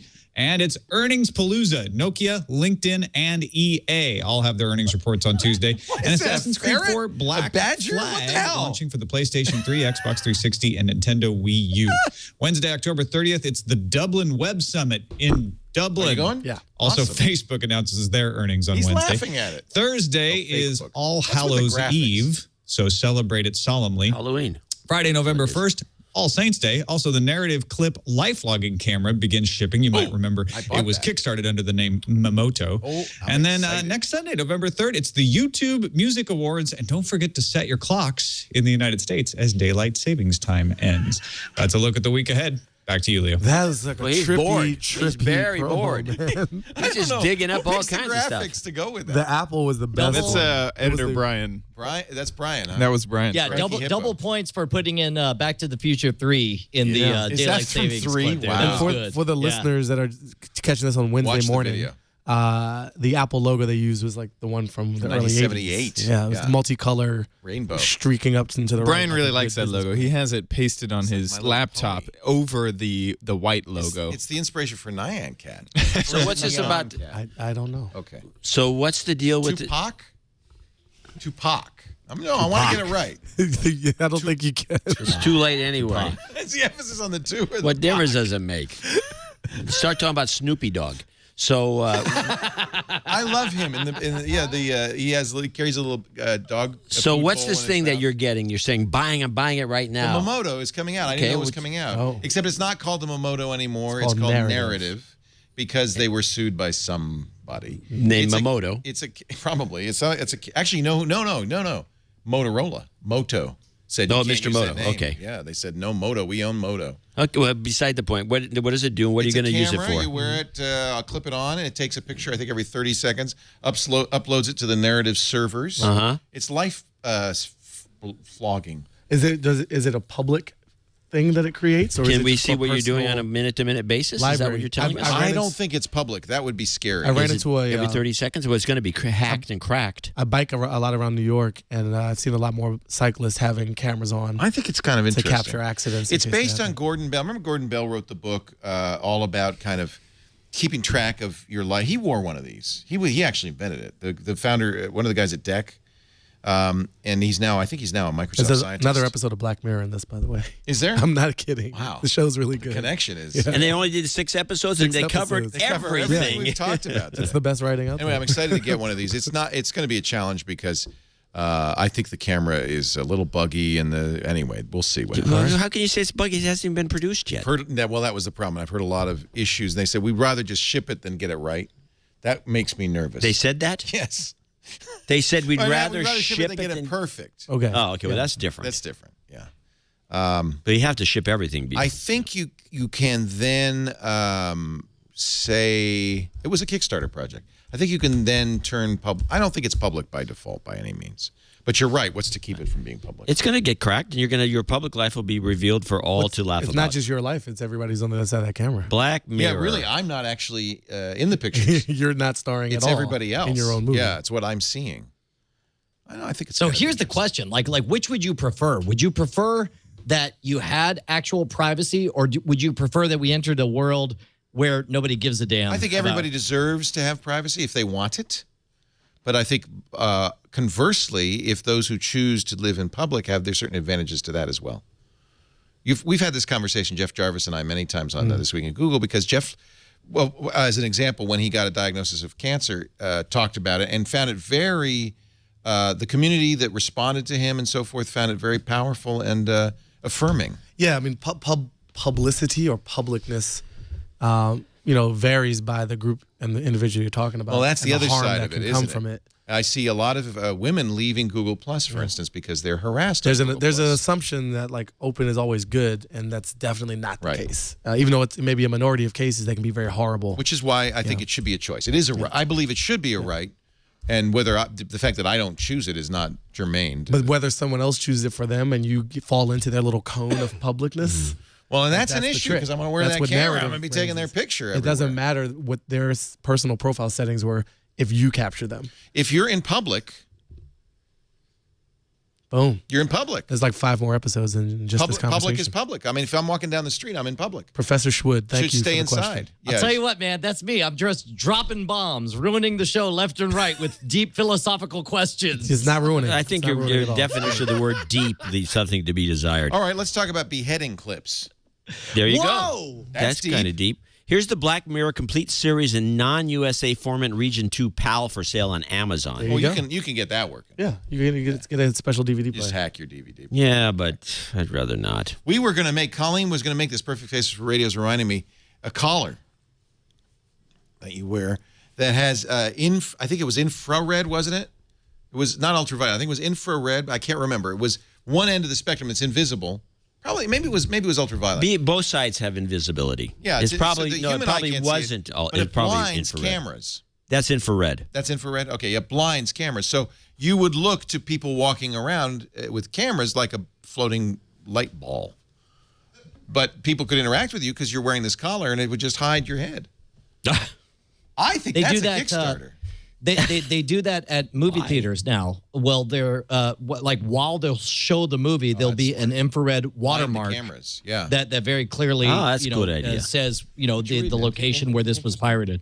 This story that you just queued up, but that we're not talking about. Well, I don't know what to think about these beheading clips. Yeah. Actually, I think we talked about this. The beheading thing.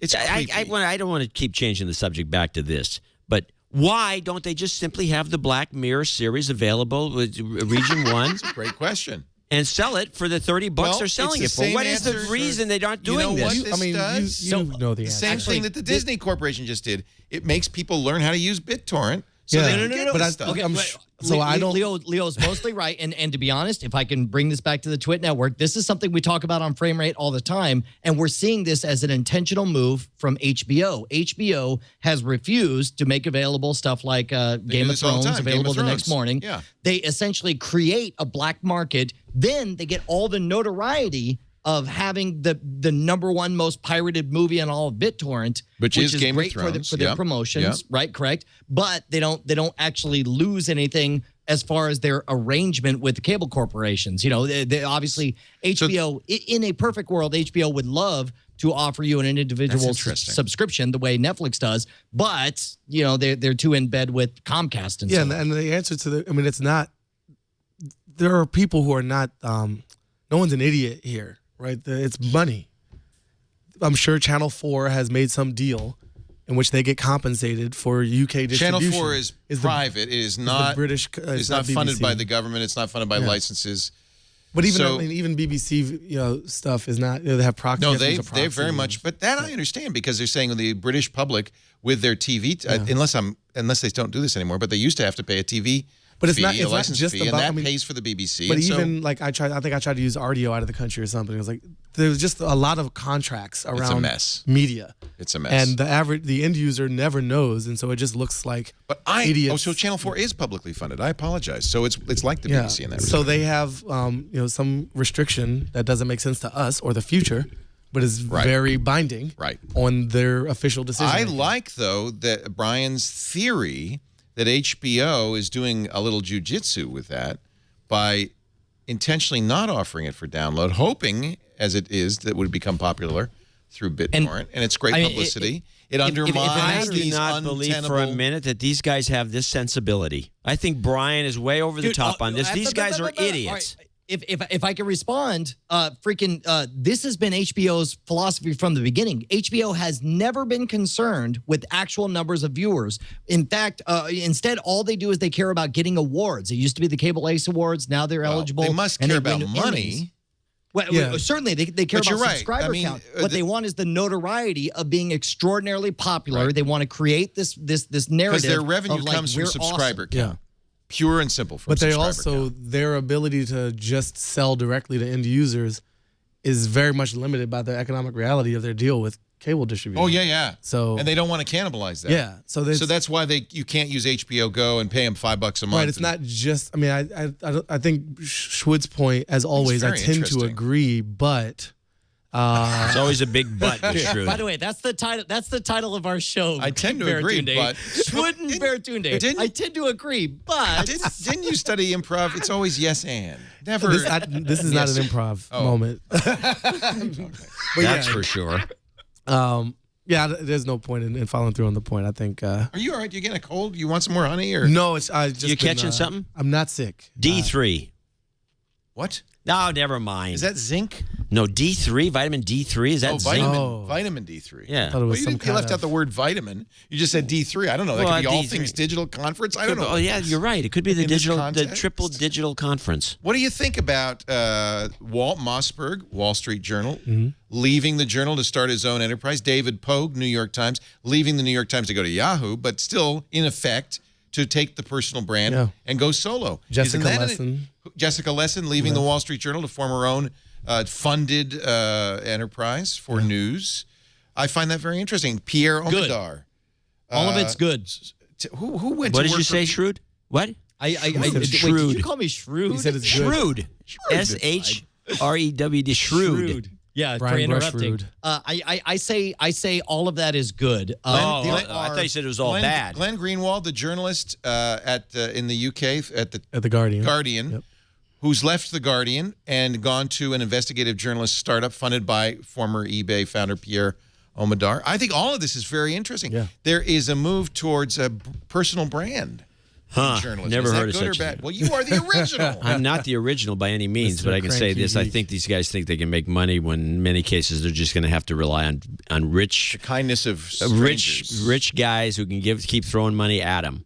Because I don't think... Omidyar tried to buy Washington Post, was outbid by Jeff Bezos. He said, I'm going to put at least that much, at least $250 million into this, maybe more. Talks cheap.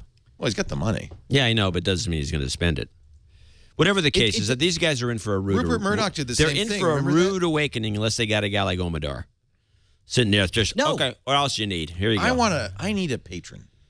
See, you don't need a patron. You're like you are the progenitor of all these guys. This is personal brand. You started it before anybody else in terms of saying, I'm going to make money just doing this. I'm going to ride it all the way down. And you have been very successful. But all right, stop talking, both of you. Look, John C. Dvorak, you epitomize the fact both of you, Leo and John, you embody two different aspects of the same thing. First of all, yes, personal brands matter, and it matters a lot. And keep in mind, up until this point, the only reason that somebody would go to another magazine or newspaper was because they thought they could get closer to their actual value. John C. Dvorak, the way you determine your value is that you go out there and you ask for direct contributions from your no agenda audience, and it does very well. And they pretty much, give or take, give you exactly what your value as a human being who's able to, with your algorithm of insight, is able to determine. Leo Laporte did the exact same thing. He was fired from one entity, ran off and said, I'm going to go straight to, give or take, whatever. He goes off and says, hey, world, what am I worth? And the world bought bricks and founded Twit. Baratunde, you haven't pissed anyone off yet, so I don't know how to determine your value. But isn't that what you want to do, Baratunde? I mean, personal brand for you is very key. Yeah, you have a great personal brand. We just got to get the word. We got to get the word out.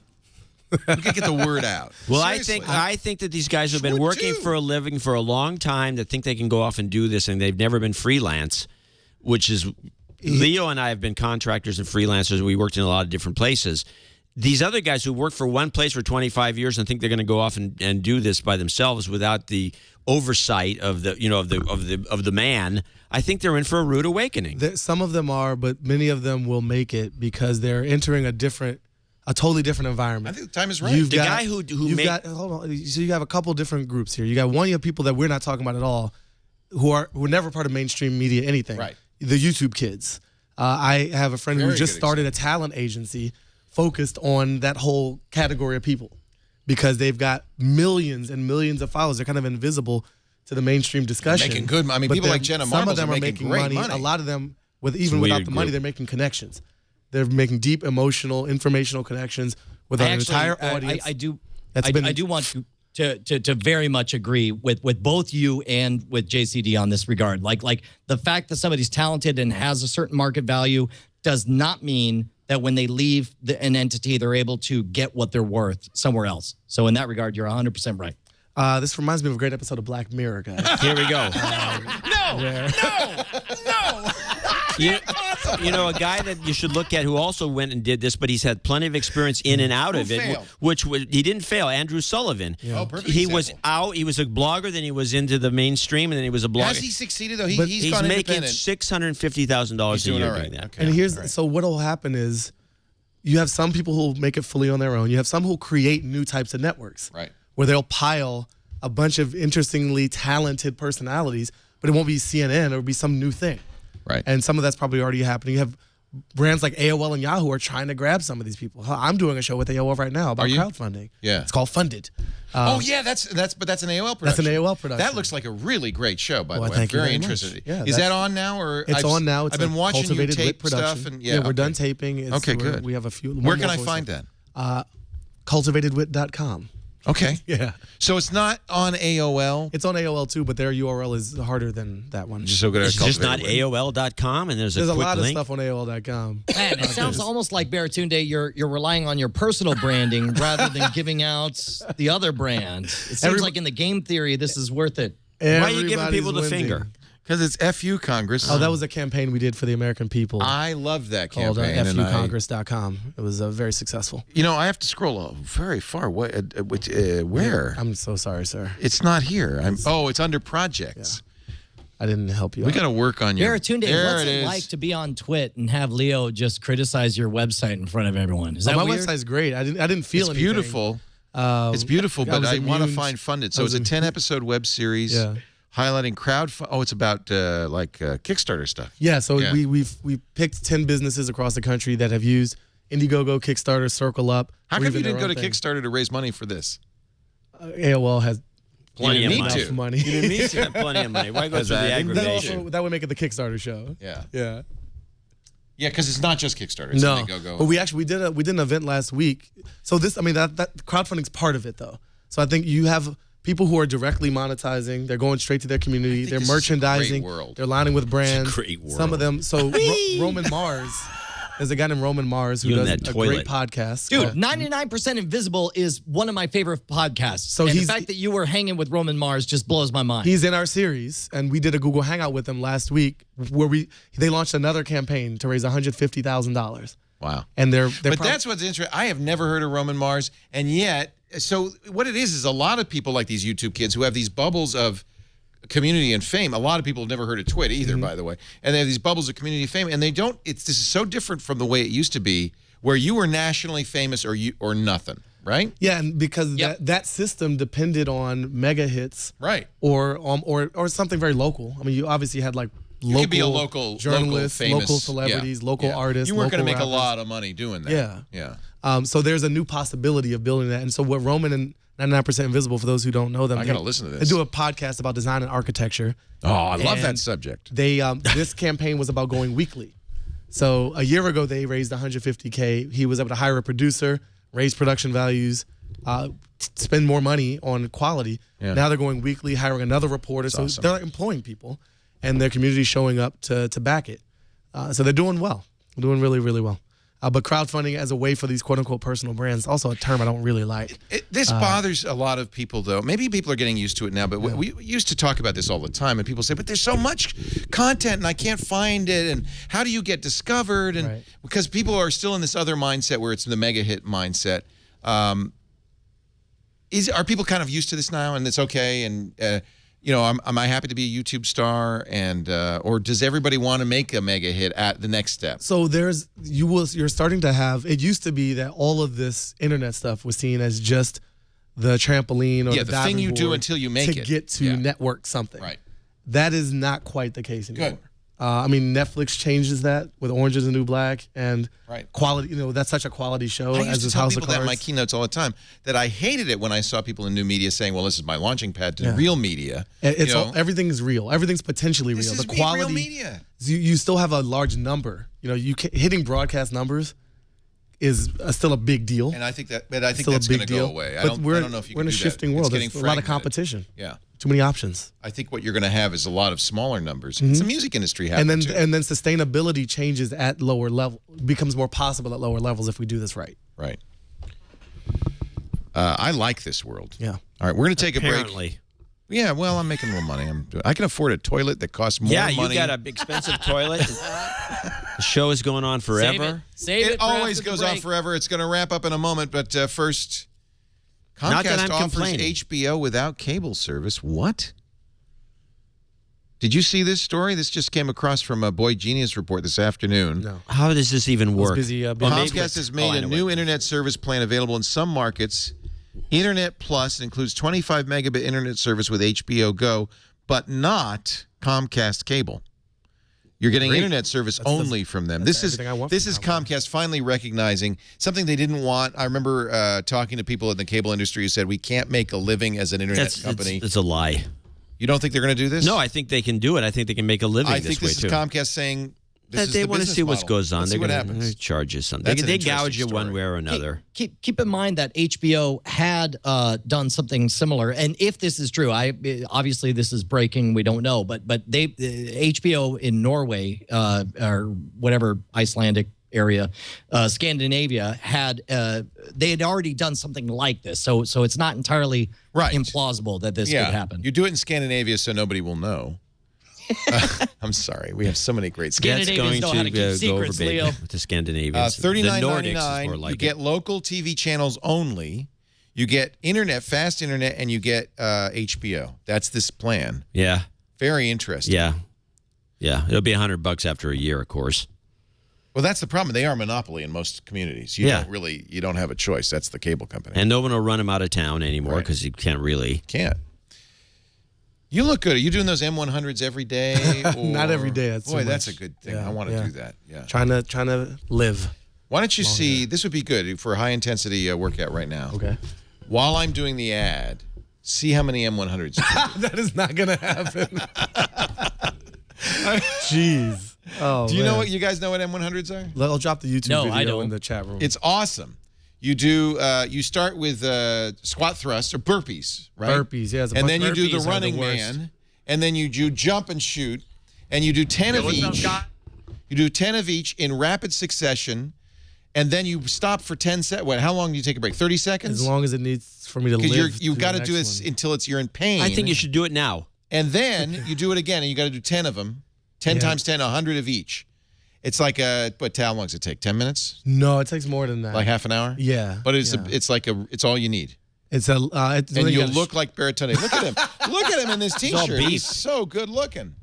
Dude, Look how buff He's got a 12-pack. I say do B100s. That's What's that? right. Drink a beer and you just kind of sit there for a little bit and you You count to look buff 100. too. How do you do it? You that's go to the very gym Schwood. every day. Come on, Schwood.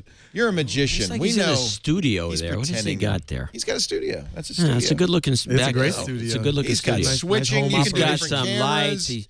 He's got Playboy. Now we I just don't need understand kids why, to, why upgrade his their iPads. glasses aren't coated, though. It's really weird. See, They actually are. This is as good as you can get. Like, this is the first time I ever spent money to get.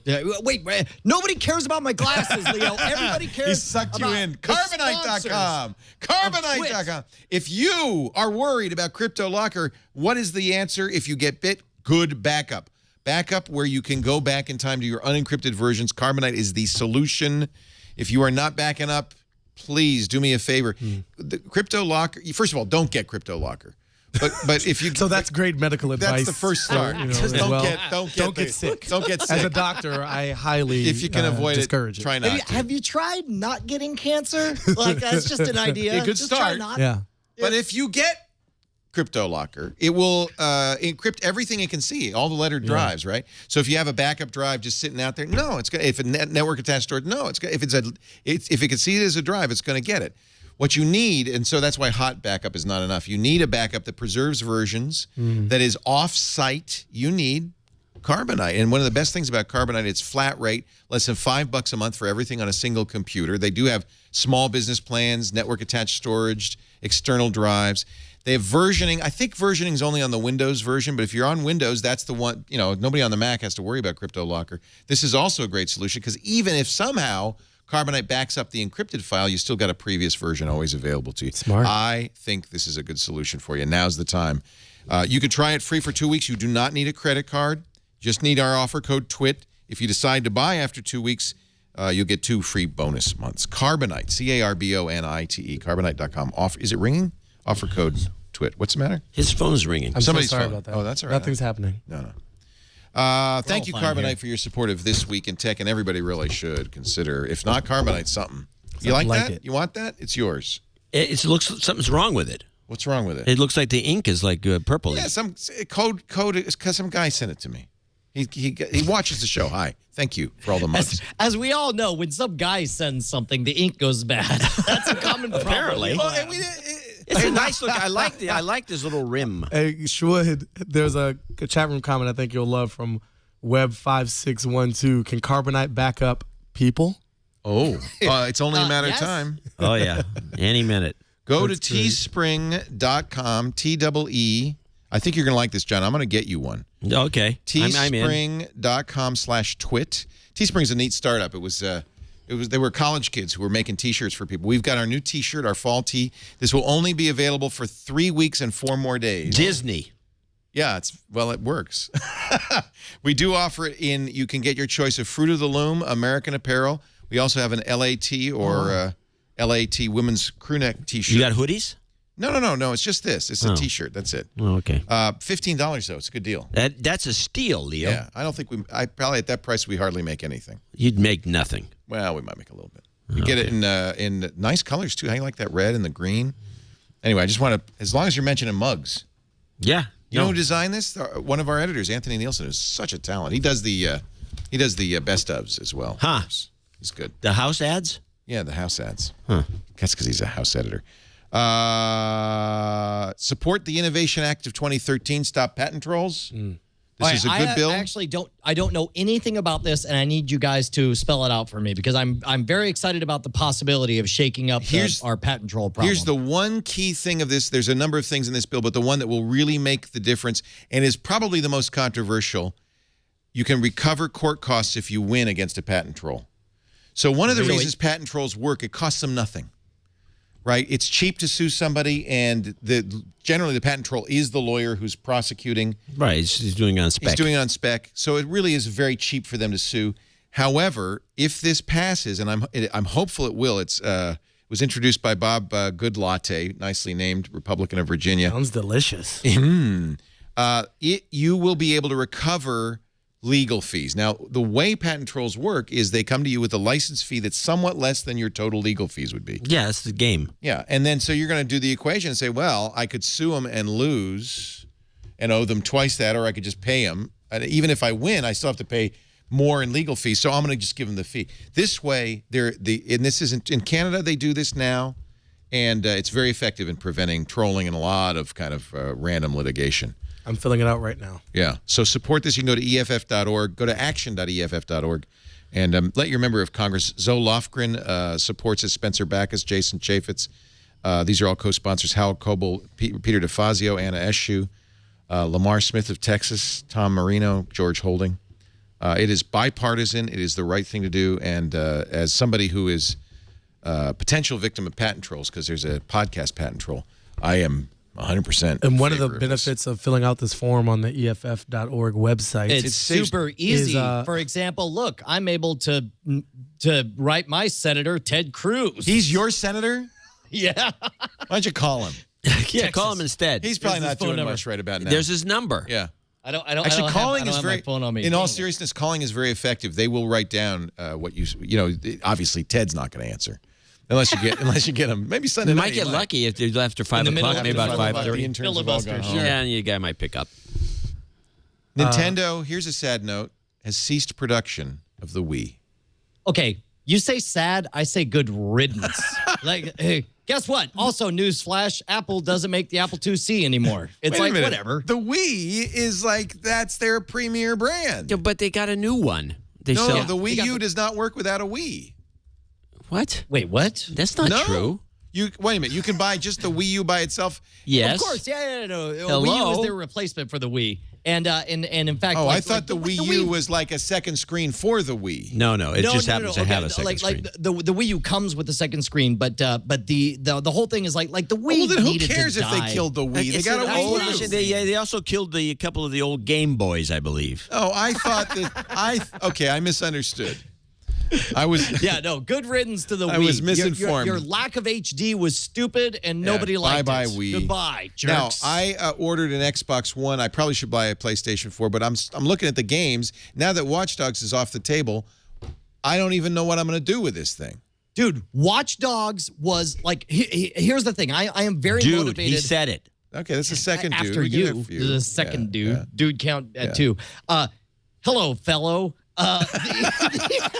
Vatso's a better I am word. not buying a zombie game. I will not buy a zombie game. Even if it has co-op mode? I was very, very excited about Watch Dogs, and I was really bummed to hear that it got bumped back. Even though realistically I would have played it on PC anyway, I don't know if it was simultaneous release or not. Wow, I just said that on Twitter.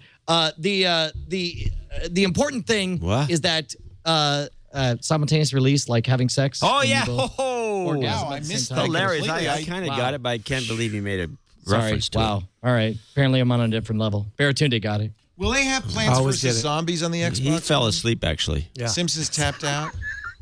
One of my favorite I tapped games. out. Sorry. Simpsons? What? All right. What are you asking? Nothing. This is the problem with these remote lash-ups. The timing is his timing. Timing is fine. The timing is he's like off a couple of milliseconds. No. This is not a Skype problem. This is a Brian's brain problem. Don't worry about Brian's it. run out of steam. Shrewd. Brian's run out of steam. Let's just we could talk about healthcare.gov. No. But that would be a morass we would never get out of. No. I don't want unless we have some code in front of us. What's the point? It's totally bogus. It's like and this is I want to say this mainly to Baratunde. I apologize on behalf of anyone who you perceive as being on my side of the political spectrum who's hammering on the execution of healthcare.gov. It's a cheap shot. If the government can't even run a website, it's how bogus. does it expect doesn't to matter. run healthcare? Right. If Who you're going says to that? oppose something, Lots of oppose it. people. A lot of people. Like yeah. who? I can't name Rush them, Limbaugh. but- Now cheap shot is let me give you a bogus. little, just a quick question. Now, if you're accusing the right wingers of being critical of they can't run a website, they can't do this, the government's no good. How come those same exact people say that the military is so great and our military is fantastic? Well, if the military can do what it does, and the military can run, the healthcare. There you go. Bingo. Microsoft erects a giant tablet in the center of London. I'm sorry. It sounded like you said Microsoft erected a giant tablet in the middle of London. That's what he Maybe said. This was a Skype connection. And there's issue. actually a picture of the giant It tablet. looks very pretty. All right. Next story. Next story. Ladies and gentlemen, I really think there's no way to continue this without... What is the point of the giant tablet in the center of London? You can grab attention It's for the fine. tablet It's to explain business. God's covenant. How about just Don't giving you pay them attention away? To anything? It's the end times. Yeah, that's what it is. Isn't it in Revelation that when Microsoft erects a giant tablet in the center of London, that's the end of the world? Anytime they erect anything, the way I see it. They're making a lot of money. Shrewd. Look how big it is. You know, I think That thing is huge. Shepard Smith should get some of these for the Fox News set. How do you make the little inches. icons move around? You need Jump a on the giant There's a hand. guy doing it. Look, they're touching it right here. The guy's on a ladder. It's on Trafalgar Square. Have you Okay. seen Shepard Smith lately? He's like a doughy blob. I think he's It's- getting... he's I think everything he's I'm had some- afraid. I think he has a health He's problem. had some work done, I think. Sure, if that work means getting old and doughy and soft and everything. Why are you going There he on? goes again with his Wow. I ageist think he stuff. looks He looks very good. fine. He It's looks just very something's good. wrong Why with is him. he a target? It's a this- good-looking this- fella. It's this No. Texas thing going on. Something in the air. But why are you in Texas anyway? How come you're not in Hollywood? We tried to get him to move here. We have tried. I've talked to his yes. wife. I talked to his wife, and I said, Brian Brushwood's wife Why don't you move here? You didn't call her by her name? I don't know her Can name. I tell you? Ryan Brushwood's wife. Hello, That's wife. probably why she said no. I You call her didn't address Mrs. her as an Schwood. individual Mrs. human Schwood, being. why Dude, don't you move shrewd, to Petaluma? Same reason. BB for Brian Brushwood. BB for Breaking Bad. Same reason Are we're you not Breaking in Bad? California. Are you Breaking Bad? Hey, well, Are you I making am the right meth? now. Do you have an RV out I'm back? telling people the truth. Freaking look, it's untenable. There's no way I could possibly keep my operation alive in California. The taxes are ridiculous. There's no. Is that really? functional Is that way. really why you're not here? What is the income tax in Texas? Nothing. 0. What is the sales? But he tax also in gets Texas? Ted about what Cruz, it is which is 8%. Yeah, 8%. How's that do anything for you? No, that's and good. No, that's also, so good. it's like no, I'm in the perfect position. Like Texas is one of the top 3 states in the country for incoming businesses, and part of it is because that they have no income tax, and plus if like me, your business is primarily online, everything you sell, you don't have to charge income tax. Oh, for. I like It's like that. No sales There's tax. no way I can get out of Texas right now. Well, I guess I wasted my time with Mrs. Schwood. Yep, you did. I can get her in here if you want to No, talk no, to her. no, You no. can pitch again. What you do is you run for the California legislature and you change the taxes. Oh, yeah. and There's then no you taxes in Washington State either, where Or Bill Gates is. Nevada, or there's plenty of places to go. Harry Lime does fairly point out in the chat room that there is increased property tax in Texas. But again, it's like, look, I mean, Texas minor. is one of the top spots to move a business to right now, mainly for those benefits. Mainly for the weather. I am Oh proud. my God, it's too hot. Too hot. I am proud to pay my fair share. Yeah, that's what I think so too. Of taxes. Senator Laporte, ladies and gentlemen. If you really want to go on the cheap, you move to southern Washington, to Vancouver, Washington, down by Portland, and you don't pay any income tax, and then you shop in Oregon where there's no sales tax. That is it's the breaking the best social of contract. both worlds. There is a social contract. Yeah, that's called the bridge to Portland is the contract. That's what you do. You drive across, Who you paid buy for stuff that there. bridge? Ladies and gentlemen, Brian Brushwood can be seen on NSFW at an undisclosed time and day on the Twit network. I like that. Let's say that from now on. Undisclosed time and location. I'm sure you can find it. If you go to scamstuff.com, you can name his daughter.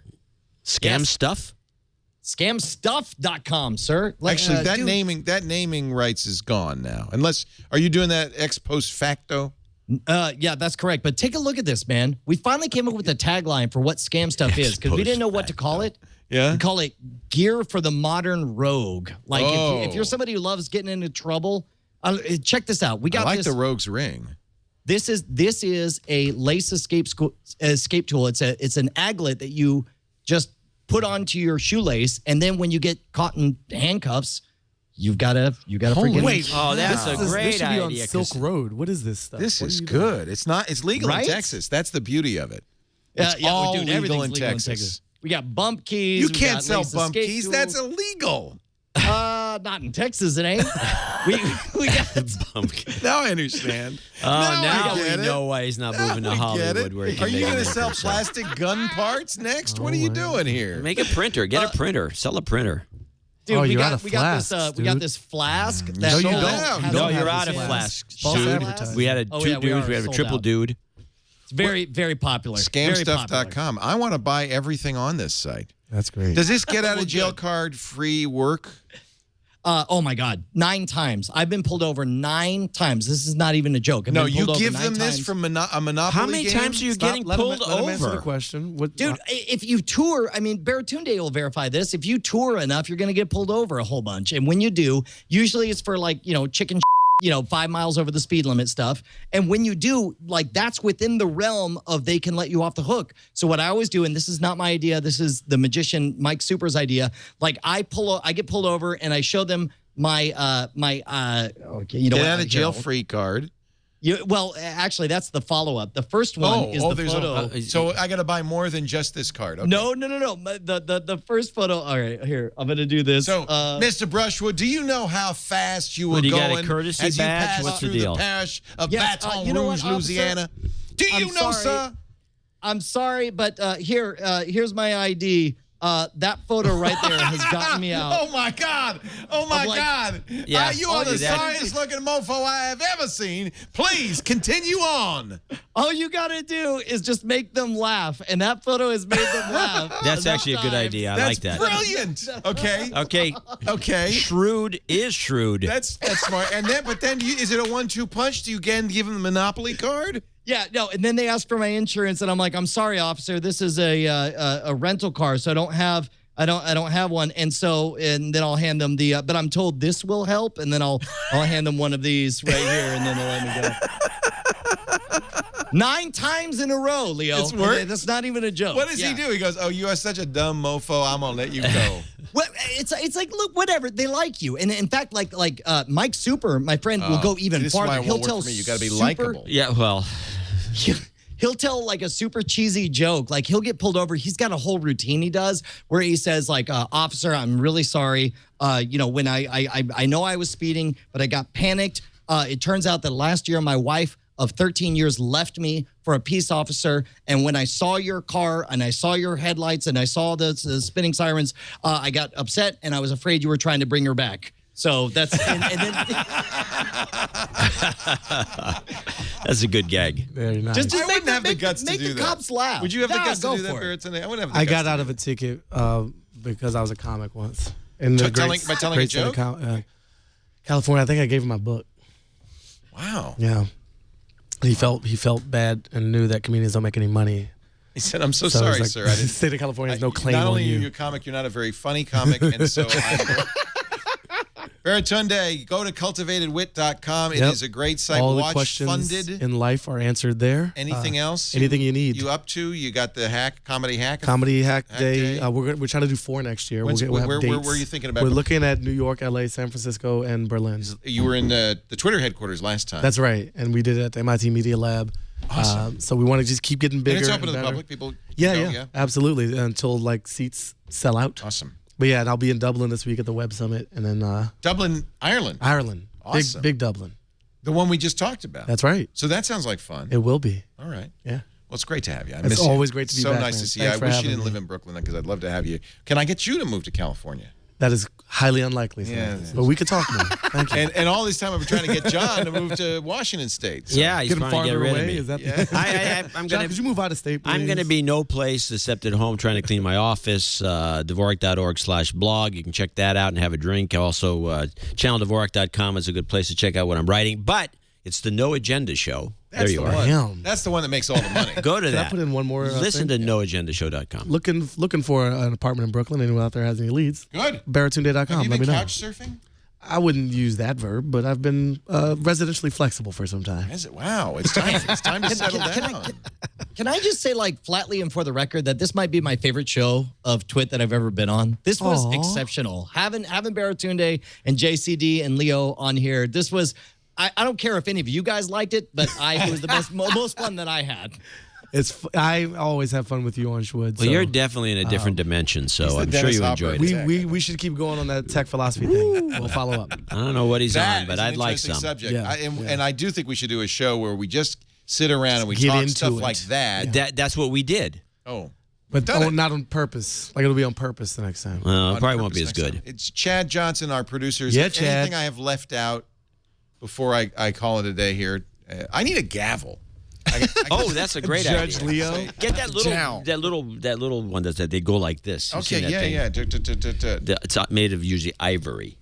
Really? You've seen it. Boom. Is it? Can I get it on scamstuff.com?